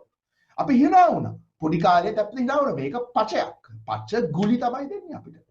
හැබැයි ඊට පස්සේ දවස් තාත්තා ගිහිල්ලා ඔෆිස් එකට ගිහිල්ලා කතා වෙන්නේ රූපවාහිනිය එකේ නැත්නම් ITN එකේ කියලා ගියපු ප්‍රවෘත්තියක් ගැන. මොකද හැම එකනම මේක බැලුවා. අද මොකක්ද තියෙන තත්ත්වය? අද අපි කිසිම එක ප්‍රවෘත්තියක් බලන්නේ නැහැනේ. අපි බලන්නේ යම් නාලිකාවක නැත්නම් Facebook එකක් නැත්නම් gossip page එකක් නැත්නම් අසාම් නැත්නම් අමන්ත නැත්නම් මම නැත්නම් දීපාංජලි නැත්නම් වෙරිටේ නැත්නම් ශාන් නැත්නම් SLPI අපි ඒක තමයි ලංකාව හැටියට පිළිගන්නේ. අපි ඒක තමයි රාමුගත කරන්නේ අපේ ලංකාව හැටියට. එතකොට ඒ pages වලින් අපිට කියන ලංකාවේ ඉතිහාසයත් වර්තමානයත් අනාගතයක් තමයි අපි එතකොට ඒක විශ්වාස කරන්නේ. එතකොට තවත් එක්කෙනෙක් පාරේ නැත්නම් කීල්ස් එකේ හම්බුනොත් උඹලා පිස්සුද යකෝ මොකද කතා කරන්නේ? එතකොට කිසිම අපි ඉංග්‍රීසි වලින් කියන්නේ කිසිම common narrative එකක් social media හින්දා දැන් ලංකාවේ නැහැ. ලංකාවේ කියන්නේ මිලියන 21ක කතිකාවක්. දැන් කිසිම common narrative එකක් නැහැ. ඕක ඉලෙක්ෂන් කාලේ ප්‍රජාතන්ත්‍රවාදයට ගෝලීය වශයෙන් ලංකාවෙමුත් ලොකු ප්‍රශ්නයක්. අන්තිම වශයෙන් කියන්න ඕනේ දැන් ඊයේ නැත්තම් පෙරේදා වාර්තා වුණා එක් පක්ෂයකින් ඉන්න පවර්ෆුල් එක්කෙනෙක් කියලා තිබුණා ඒ පක්ෂ නැත්තම් අලුත් ආණ්ඩුව හැදෙන්න ඕනේ BJP එක නැත්තම් Chinese CCP එක Central Party එක හැටියට කියලා. දැන් අර ශාන්ත පුදුම වුණා මං අර apps ගැන කියනකොට අපේ පෞද්ගලික dataත් එක්ක privacyත් එක්ක මොනවාද කරන්න පුළුවන් කියලා. මං අන්තිම වශයෙන් ප්‍රශ්නයක් මතු කරනවා විතරයි අපි CCP එක නැත්නම් BJP එකට හැටියට නම් ඒක නම් අපේ මොඩල් එක අලුත් ආණ්ඩුවට මොන පක්ෂයට ඡන්දය දුන්නත් මොන කැන්ඩිඩේට්ට ඡන්දය දුන්නත් ප්‍රකාශ කරත් අපි පොඩ්ඩක් හිතන්න ඕනේ අනාගතේ බිහිවෙන ලංකාව ගැන. ඒකද අපිට සරිලන අපිට අවශ්‍ය වෙන ලංකාව අර මොඩල් එකට ආණ්ඩුවක් නැත්නම් ආණ්ඩුකරණයක් ස්ථාපිත වුණොත්. මොකද ඒකෙන් immediately පෞද්ගලිකත්වය අඩබල වෙනවා. ඒක අමතක කරන්න ඕන. අපිට කිසිම privacy එකක් data හැටියට data subjects හැටියට අපි පුරවැසියන් හැටියට ඒක සම්පූර්ණයෙන්ම අහෝසි වෙනවා. ඒ වගේ ලංකාවක්ද සමාජ ජාලා හරහා බිහි වෙන්න අපිට ඉඩ ප්‍රස්තාව ලබා දෙන්නේ ගැන දිය යුතු ගැන පුළුල් සාකච්ඡාවක් මම හිතන්නේ අපක්ෂපාතී විදියට පුරවැසියන් හැටියට යම් කිසි විදියකට අපිට කරන්න ඕනේ. ශාන් මට පුළුවන් තාම කෙටියෙන් එකට යමක් එකතු කරන්න. ඒක අතිශය වැදගත් සංජනයේ මත කරපු පොයින්ට් එක. මොකද අර මං කියපු අර ව්‍යාධීන් මාධ්‍යවල ව්‍යාධීන් ගැන කතා කරද්දී තව එකක් තමයි අර post truth society. දැන් ගොඩක් වෙලාවට මේ ගැන තියෙන සාකච්ඡාවේදී ලෝකයේ කියන්නේ මේ මාධ්‍ය පිළිබඳව ඒක සෝෂල් මීඩියා වේවා මේන්ස්ට්‍රීම් මීඩියා වේවා ඒ ගැන තියෙන විශ්වාසය paludu වෙලා. ඒ විශ්වාසය ක්ෂය වෙලා කියන සාකච්ඡාව තමයි තියෙන්නේ. නමුත් අපි මෙඩිටරි රිසර්ච් හැටියට ඒකට යම් වෙනස් අප්‍රෝච් එකක් ප්‍රවේශයක් ගෙනල්ලා අපි සාකච්ඡා කරන දේ තමයි ඇත්තට මේක විශ්වාසය paludu වීමකට වඩා ඒ කියන්නේ සත්‍ය පිළිබඳව මිනිස්සු තක්සේරු කරන එක අඩුවීමට වඩා මිනිස්සුන්ට වෙලා තියෙන්නේ මේ තියෙන මාධ්‍ය පිළිබඳව ට්‍රස්ට් එක එහෙම නැත්නම් මේ පිළිබඳව තියෙන විශ්වාසය අඩුවීමක් තමයි තියෙන්නේ. ඒක අර post truth society කියලා ලෝකේ සඳහන් වෙන පශ්චාත් සත්‍ය කියන සංසිද්ධියට වඩා අපි කතා කරන්න කැමති post trust society එකක් කියන මේ සන්දර්භය තුල. මොකද ඒක සත්‍ය පිළිබඳව මිනිස්සු තක්සේරු කරන එකේ අඩුවක් නැහැ. මිනිස්සු තවදුරටත් මිනිස්සු නිතරම සත්‍ය ගැන උනන්දුයි. නමුත් ඔවුන්ට තියෙන්නේ තමන් විශ්වාස කරන්න පුළුවන් තමන් මේ උකහා ගන්න මාධ්‍ය පිළිබඳව විශ්වසනීය බවක් තියෙනවාද කියන ගැටලුව ඔවුන්ට මතුවලා තියෙනවා. ඒ වගේම අර සංජන කියපු බුබුලු ෆිල්ටර් බබල්ස් කියන එක අපිට පේනවා ප්‍රධාන මාධ්‍ය තුල ලැන්ග්වේජස් හරහා. දැන් උදාහරණයක් විදිහට ටැමිල් මීඩියා එකෙන් කියන කතාව නෙමෙයි අපි සිංහල මාධ්‍ය තුල දකින්නේ. උදාහරණයක් විදිහට UNHRC ගැන කතා කරන වෙලාවේදී අපි දකිනවා දමිළ මාධ්‍ය තුලින් කියන්නේ මේක අපිට මදි. UNHRC too little. එතකොට අපි දකිනවා සිංහල ප්‍රධාන මාධ්‍ය ධාරාව තුළින් අපි දකින්නේ නැහැ මේක too much වැඩි UNHRS වලින් මේ දෙන conditions ටික. ඒකම මම apply කර තව උදාහරණයකට දැන් මේ මෑතක TNA manifesto එක ඉදිරිපත් වෙද්දී දමිළ මාධ්‍ය තුළින් කියනවා මේක ඉතාම හොඳයි. දැන් මෙන්න අන්තිම වශයෙන් අවසාන වශයෙන් finally TNA එක නැවතත් මේ federal solution එක ඉදිරියට දාලා තියෙනවා. අපි දකිනවා ප්‍රධාන මාධ්‍ය සිංහල මාධ්‍ය තුළ මෙන්න federal දෙනවා දැන් රට බෙදන්න යනවා ඉවරයි. එතකොට දැන් මේ තියෙන divide එක මේක නවා language එක තුළ මේ language එක නිසා සිද්ධ වෙන්නේ අර language ghettoization කියන එක. ඒතර අර කියන bubbles වල තමයි ජීවත් වෙන්නේ. සිංහල අය හිතන එක සිංහල සමාජයේ එක bubble එකක් දෙමළ කතා කරනවා නම් දෙමළෙන් හිතනවා නම් තව bubble එකක් මේ bubbles මුහු වෙන්නේ නැහැ. ඒක විශේෂයෙන් coexistence reconciliation එහෙම නැත්නම් මේ සංහිඳියාව කියන කාරණාව ගැන කතා කරනවා නම් ඒක පැහැදිලිවම ගැටලුවක්. ඒ වගේම තමයි දැන් අපිට අපේ Facebook එක නම් අපි විශ්වාස කරන අපි හිතන පතන දේවල් විතරයි අපේ ඇල්ගොරිතම් අනුව අපිට පේන්නේ. එතකොට යම් කිසි කෙනෙකුට එන දෙයක් තමයි තමන්ගේ අර තමන් ඉන්න සයිලෝස් වල මේ තමන්ගේ දේශපාලන මතවාදයෙන් එහා ඒක data අතුව question කරා වුණත් ඒක මේ විශ්වාස කරන්න අදිමදි කරනවා. ඒක ගැන විශ්වාසය නැහැ. ඕක ඇත්තද දන්නේ නැහැ. ඒතර අනිත් පැත්තෙන් අර anti American hari anti NGO hari narratives එද්දී මේ සියල්ලම ඔක්කොම mix up වෙනවා. එතකොට කාවද විශ්වාස කරන්නේ? කොතෙන්ද යන්න ඕනේ? තමන්ගේ මතවාදයට විතරක් ලඟු වෙලා ඒ තුලින් දේවල් බලලා ඒක විශ්වාසය කරන polarized වෙච්ච එහෙම නැත්නම් ධ්‍රුවීකරණය වෙච්ච සමාජයක් තමයි තියෙන්නේ. ඒක තීව්‍ර වෙන එකක් තමයි වෙන්නේ අර සංජන කතා කරපු බබල් සිනාරියෝ එකක්. ඒක මට ඉක්මනට ඇඩ් කරන්න ඕන මොකද ඒක ඩෙමොක්‍රසි ගැන සාකච්ඡාවේදී මම හිතන්නේ අතිශය වැදගත් කාරණාවක්.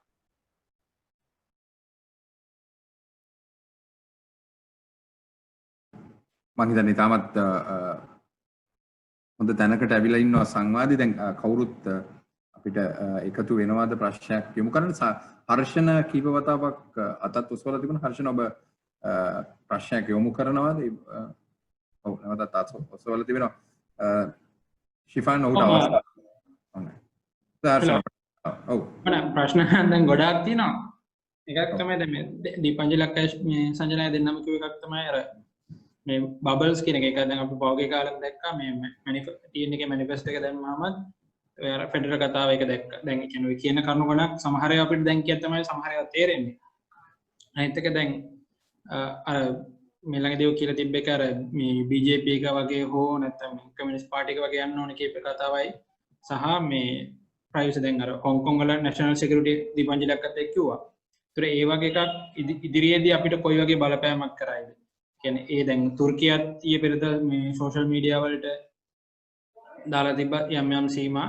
එතකොට අද මම හිතන්නේ හොංකොං වල සිකියුරිටි අර අලුත් නැෂනල් සිකියුරිටි ලෝගෙන් කියලා පෝස්ට් කරලා තිබ්බ පොඩි ළමයි වගේ කැරස් කරලා තියෙනවා. ඒ වගේ එකකදී කොහොමද වෙන බලපෑම කියන එක.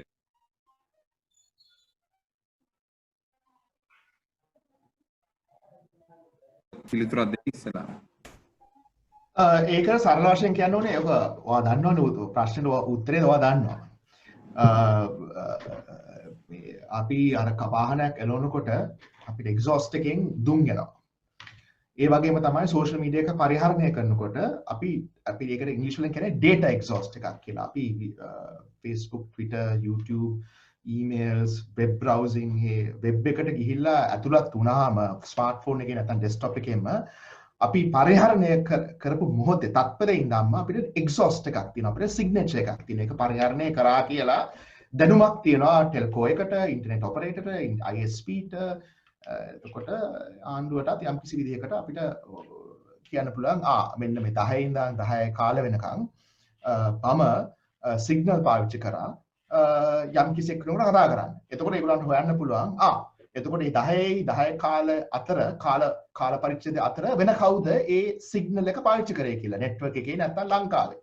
එතකොට සිග්නල් එක තුල අපි කතා කරපු දේ සංරක්ෂණය වුණත් සිකියෝ වුණත් එන්ක්‍රිප්ෂන් හින්දා ඒගොල්ලන්ට ඒ කියන්නේ ඕනම එක්කෙනෙකුට හොයාගන්න පුළුවන් මෙන්න මේ කාල පරිච්ඡේදය තුල මෙන්න මේ ෆෝන් නම්බර්ස් දෙක සිග්නල් පාවිච්චි කරපු හින්දා මට අන්වේෂණය ඉන්ෆර් කරන්න පුළුවන් උපකල්පනය කරන්න පුළුවන් ගොඩක් ඉර ප්‍රස්තාවක් තියෙනවා මෙන්න මේ දෙන්න තමයි කතා කරේ. එතකොට ඒක සම්බන්ධ කරගෙන යම් ආකාරයකට තවත් දේවල් කරන්න පුළුවන්.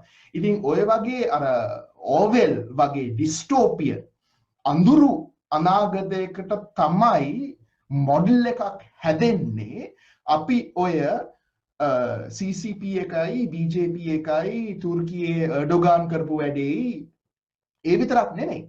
සිංගප්පූරුවේ සෝෂල් මීඩියා ලෝ එක, ඉන්ඩෝනීසියාවේ මැලේසියා ලෝ එක, ඕස්ට්‍රේලියාවේ ලෝ එක, දැන් ඇමරිකාවේ ට්‍රම්ප්ගේ ප්‍රෙසිඩෙන්ෂල් එක්සිකියුටිව් ඩිරෙක්ටිව් එක ගිහලා තියෙනවා සෙක්ෂන් 230. ඕක ගැන මම වැඩි කතා කරන්නේ නැහැ. හැබැයි අපි හිතනවා මේ ඍජු mature democracies වල මේක වෙන්නේ නැහැ කියලා. හැබැයි ඒ රටවල් වලත් ඇත්තට මේක සෑහෙන ප්‍රශ්නයක් බවට පත් වෙලා තියෙනවා. ඉතින් මේකෙන් වෙන්නේ අර පුළුල් සක්‍රීය නිදහස් සංවාදයක් ඇති වෙන්නේ නැහැ. මේකට ඉංග්‍රීසි වලින් කියන්නේ chilling effect එක. බාති බය වෙනවා ඇත්තට. අපි මොකක් හරි දෙයක් කිව්වොත් ඒ encrypted platform එක වුණත් අපිට හොයාගන්න පුළුවන්. එතකොට වෙන එක එතකොට අපි ප්‍රජාතාන්ත්‍රික රටකින් එතර යනවා. බැහැර වෙනවා. ඒක වෙනම කතිකාවක්. එතනට යනවාද? ගියාන් පස්සේ මොනවද වෙන්නේ? ගිය යුතුද? මොනවද කරන්න ඕනේ? දැන් උදාහරණයක් හැටියට මන් දන්න හැටියට දීපංජි you can correct me if I'm wrong. ලංකාවේ අර privacy regulations ගැන කිසිම මොකක්ද ගිහිලා තියෙන කතිකාවක්? ප්‍රවෘත්ති පත්තරවල, නාලිකාවල බහූත ඇරෙන්නේ නැත්තට, කුණුහරුප ඇරෙන්නේ නැත්තට. දැන් මේක අපි ඒ කියන්නේ ප්‍රජාතාන්ත්‍රික රාමුවක් තුල පුරවැසියන් හැටියට අපි හැමෝම මේක ගැන කතා කරන්න ඕනේ. මේක පක්ෂපාතී රාමුගත කිරීමක් නෙමෙයි. හැබැයි privacy law එකක් ගැන මොකද්ද කතිකාවක් ගිහිලා තියෙන්නේ? මම දන්න හැටියට 14ක් විතරයි ඔක් ගැන කතා කරලා තියෙන්නේ. ඒ කියන්නේ කවුරුත් දන්නේ නැහැ අතට. දැන් ඔය වගේ කතිකාවක් යන්නේ නැත්නම් ඉතින් කොහොමද අපි රටක් හැටියට ඉදිරියට යන්නේ? මං විතරක් මේක ගැන කතා කරනවා නම් දීපාංජලි ඔතනින් කතා කරනවා, ශිෆාන් ඉන්ටර්වියුස් එකෙන් කතා කරනවා, ආමන්ත්‍රය මෙල්බර්න් කතා කරනවා. කොහොමද රටක් හැටියට අපි මේක ගැන සාකච්ඡා කරන්නේ? අපි එක්කෙනෙක්වත් මේ කෝල් එකේ කියන්නේ අපි හරි කියලා. හැබැයි අදහස් හුවමාරුව කිරීම නැතුව ඒ අර data privacy protections නැතුව කොහොමද අපි ඇත්තට මේ app economy එකයි පරිසරයයි මේ අපි කතා කරපු හැම දෙයක් ගැනම ඉදිරියට මේ කතිකාවක් ආරම්භ කරන්නේ? ඒක මම පෞද්ගලික මතයක් හැටියට මම ඇත්තටම බයින් ඉන්නේ. මොකද අපි හිතන්නේ ඇත්තට කිසිම දෙයක් වෙන්නේ අපි සමාජ මාධ්‍ය ජාල පරිහරණය කරාට අපි දැන් යම් කිසි පුරුදු වලට කියන්නේ පුරුදු වෙලා තියෙන ඕනම දෙයක් කියන්න ඕනම එක්කෙනෙකුට ඕන වෙලාවකට ඕනම විදියකට ඒක අනාගතයේ මේ විදිහටම කරන්න පුළුවන් කියලා අපිට කියන්න බෑ. අර මොඩල්ස් ස්ථාපිත වුණොත් ඒ විදිහට රටක් බිහි වුණොත්. එතකොට අපි කොහොමද ඒක it's interesting අපි හිරකූඩුව කොහොමද නිර්මාණය වෙන්නේ? අපේ අර ප්‍රිසන් එක කොහොමද නිර්මාණය වෙන්නේ? අපේ ප්‍රිසන් එක නිර්මාණය වෙන්නේ සෝෂල් මීඩියා හරහා. සෝෂල් මීඩියා එක තමයි අපේ හිරකූඩුව. හිරගත කරන්නේ සෝෂල් මීඩියා හින්දා. මම පැහැදිලි කරන්නේ පොඩ්ඩක් සංකීර්ණ කාරණයක්. ඒ කියන්නේ දැන් හිරගත කරන එක නෙවෙයි මම කියන්නේ මේ රම්සි උයි මේ අනිත් ඒගොල්ලන් ICCPR කර මේකට නෙවෙයි මම කියන්නේ. අනාගතයේ හැම පුරවැසියෙක් අදහසක් ප්‍රකාශ කරාන් පස්සේ ඒ ප්‍රකාශ කරපු මොහොතේ ඉඳන්ම එයා හිරගත වෙනවා. මන්ද කිව්වොත් ඒ රෙකෝඩ් එකක් තියෙනවා ඒක හා සම්බන්ධයෙන් ඩිලීට් කරා. මම කිව්වා වගේ අර කාර් එකේ එන්ජින් එක ස්ටාර්ට් කරාන් පස්සේ එක්සොස්ට් එකෙන් දුම් එනවා වගේම ඒ දුම් අපිට නවත්තන්න බෑ. එතකොට ඒක පාවිච්චි කරගෙන යම් විදිහට පීඩනයට පත් කරන්න පුළුවන් හොංකොං, තුර්කිය, අනිත් රටවල් වල ඉරානය, බ්‍රසීලිය ඒ රටවල් වල කරනවා වගේම අපේ රටටත් ඒ අනාගතයේ ලේසියෙම බිහි වෙන්න පුළුවන්.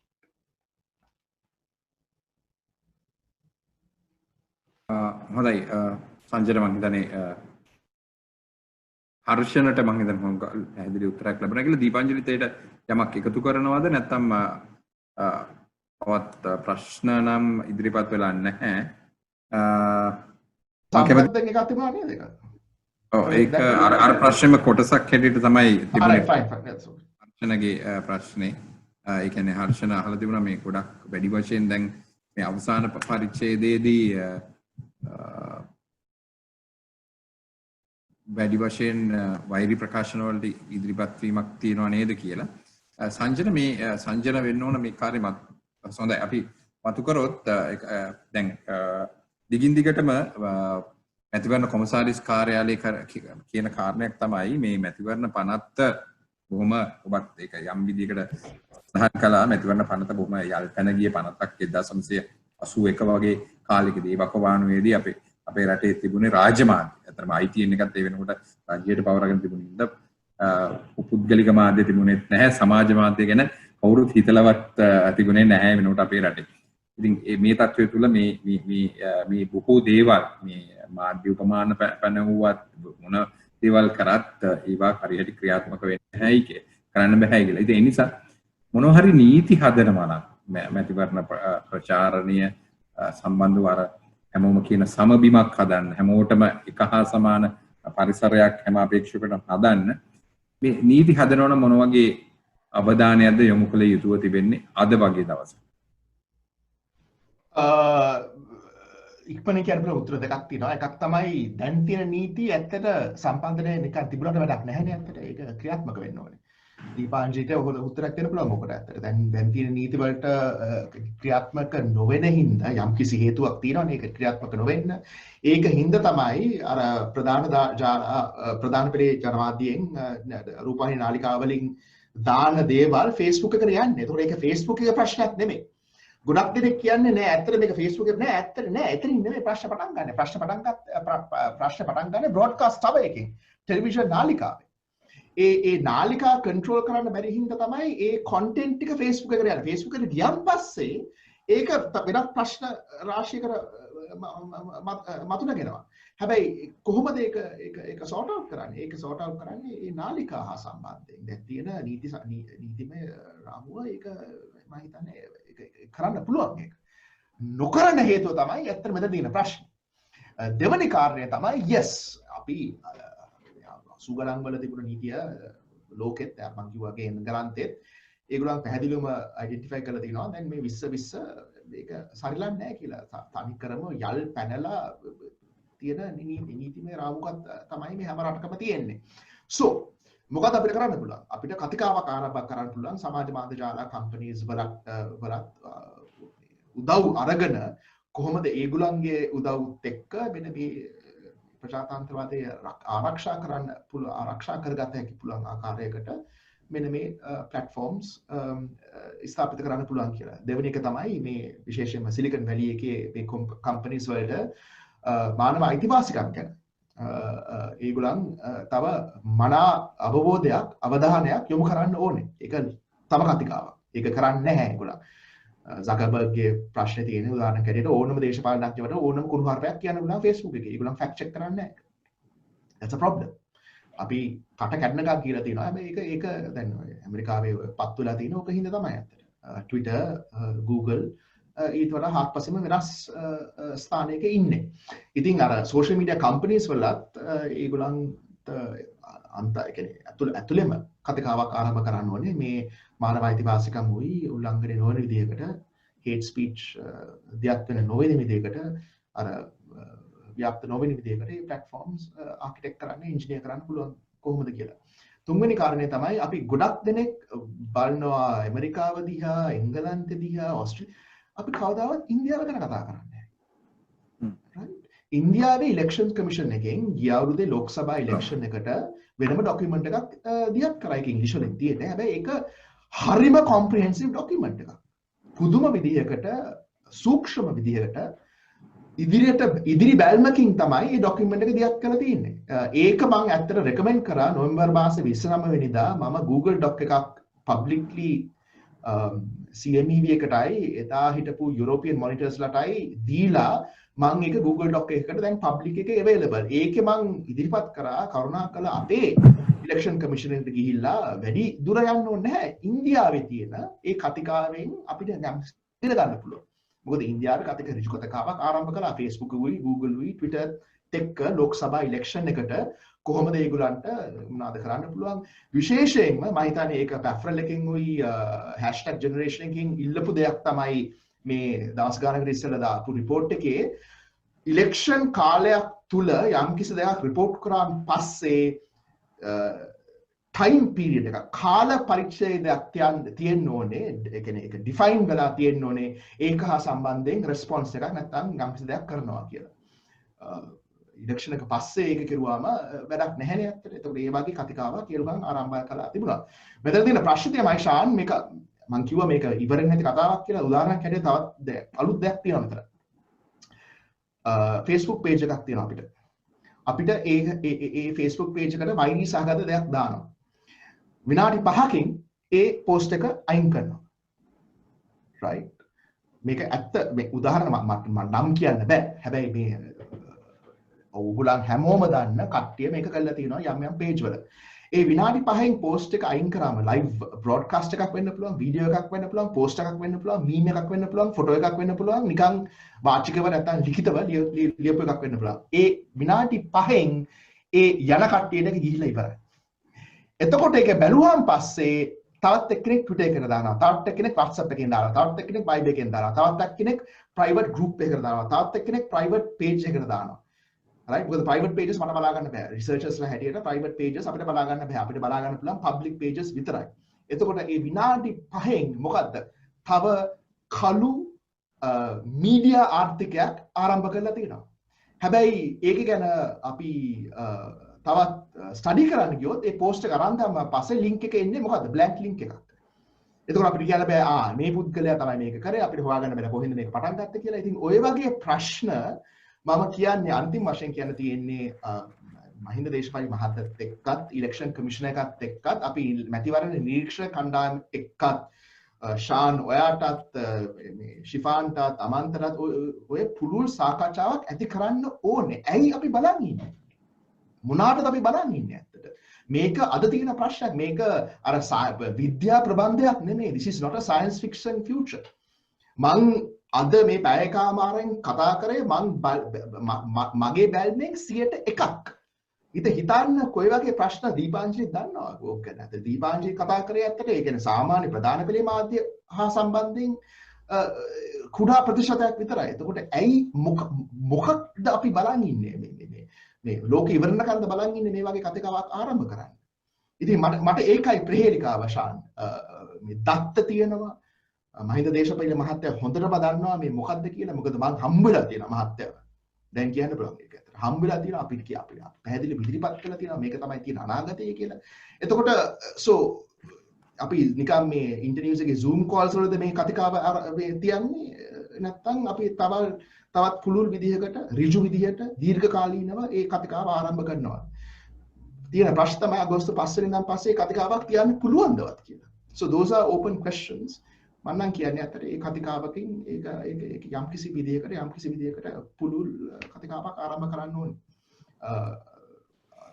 නීති සම්පාදනය කරනවා නම් අපි වග බලා ගන්න ඕනේ. ඒ නීති සම්පාදනය කිරීමෙන් තවත් වාරණයකට යනවා නම් ඒකත් වග බලා ගන්න ඕනේ. මොකද ගොඩක් ආණ්ඩු කරන්නේ නැහැ. ඇත්තට මේ ඒගොල්ලන් වාරණයකට තමයි අදහස තියෙන්නේ. හැබැයි ඒගොල්ලන් ඒක කියන්නේ දියත් කරන්නේ නෑ මේක hate speech එක හා සම්බන්ධයෙන් අපි ඒක නවත්තන්න තමයි මෙන්න මේ නීති සම්පාදනය කරන්නේ. නැත්නම් මේ electoral laws revise කරන්නේ. හැබැයි අපි වග බලා ගන්න ඕනේ වාරණයකට යනවා නම් ඒකත් හා සම්බන්ධයෙන් අපි වග බලා ගන්න ඕනේ ඒ පැත්තට නොයන්න.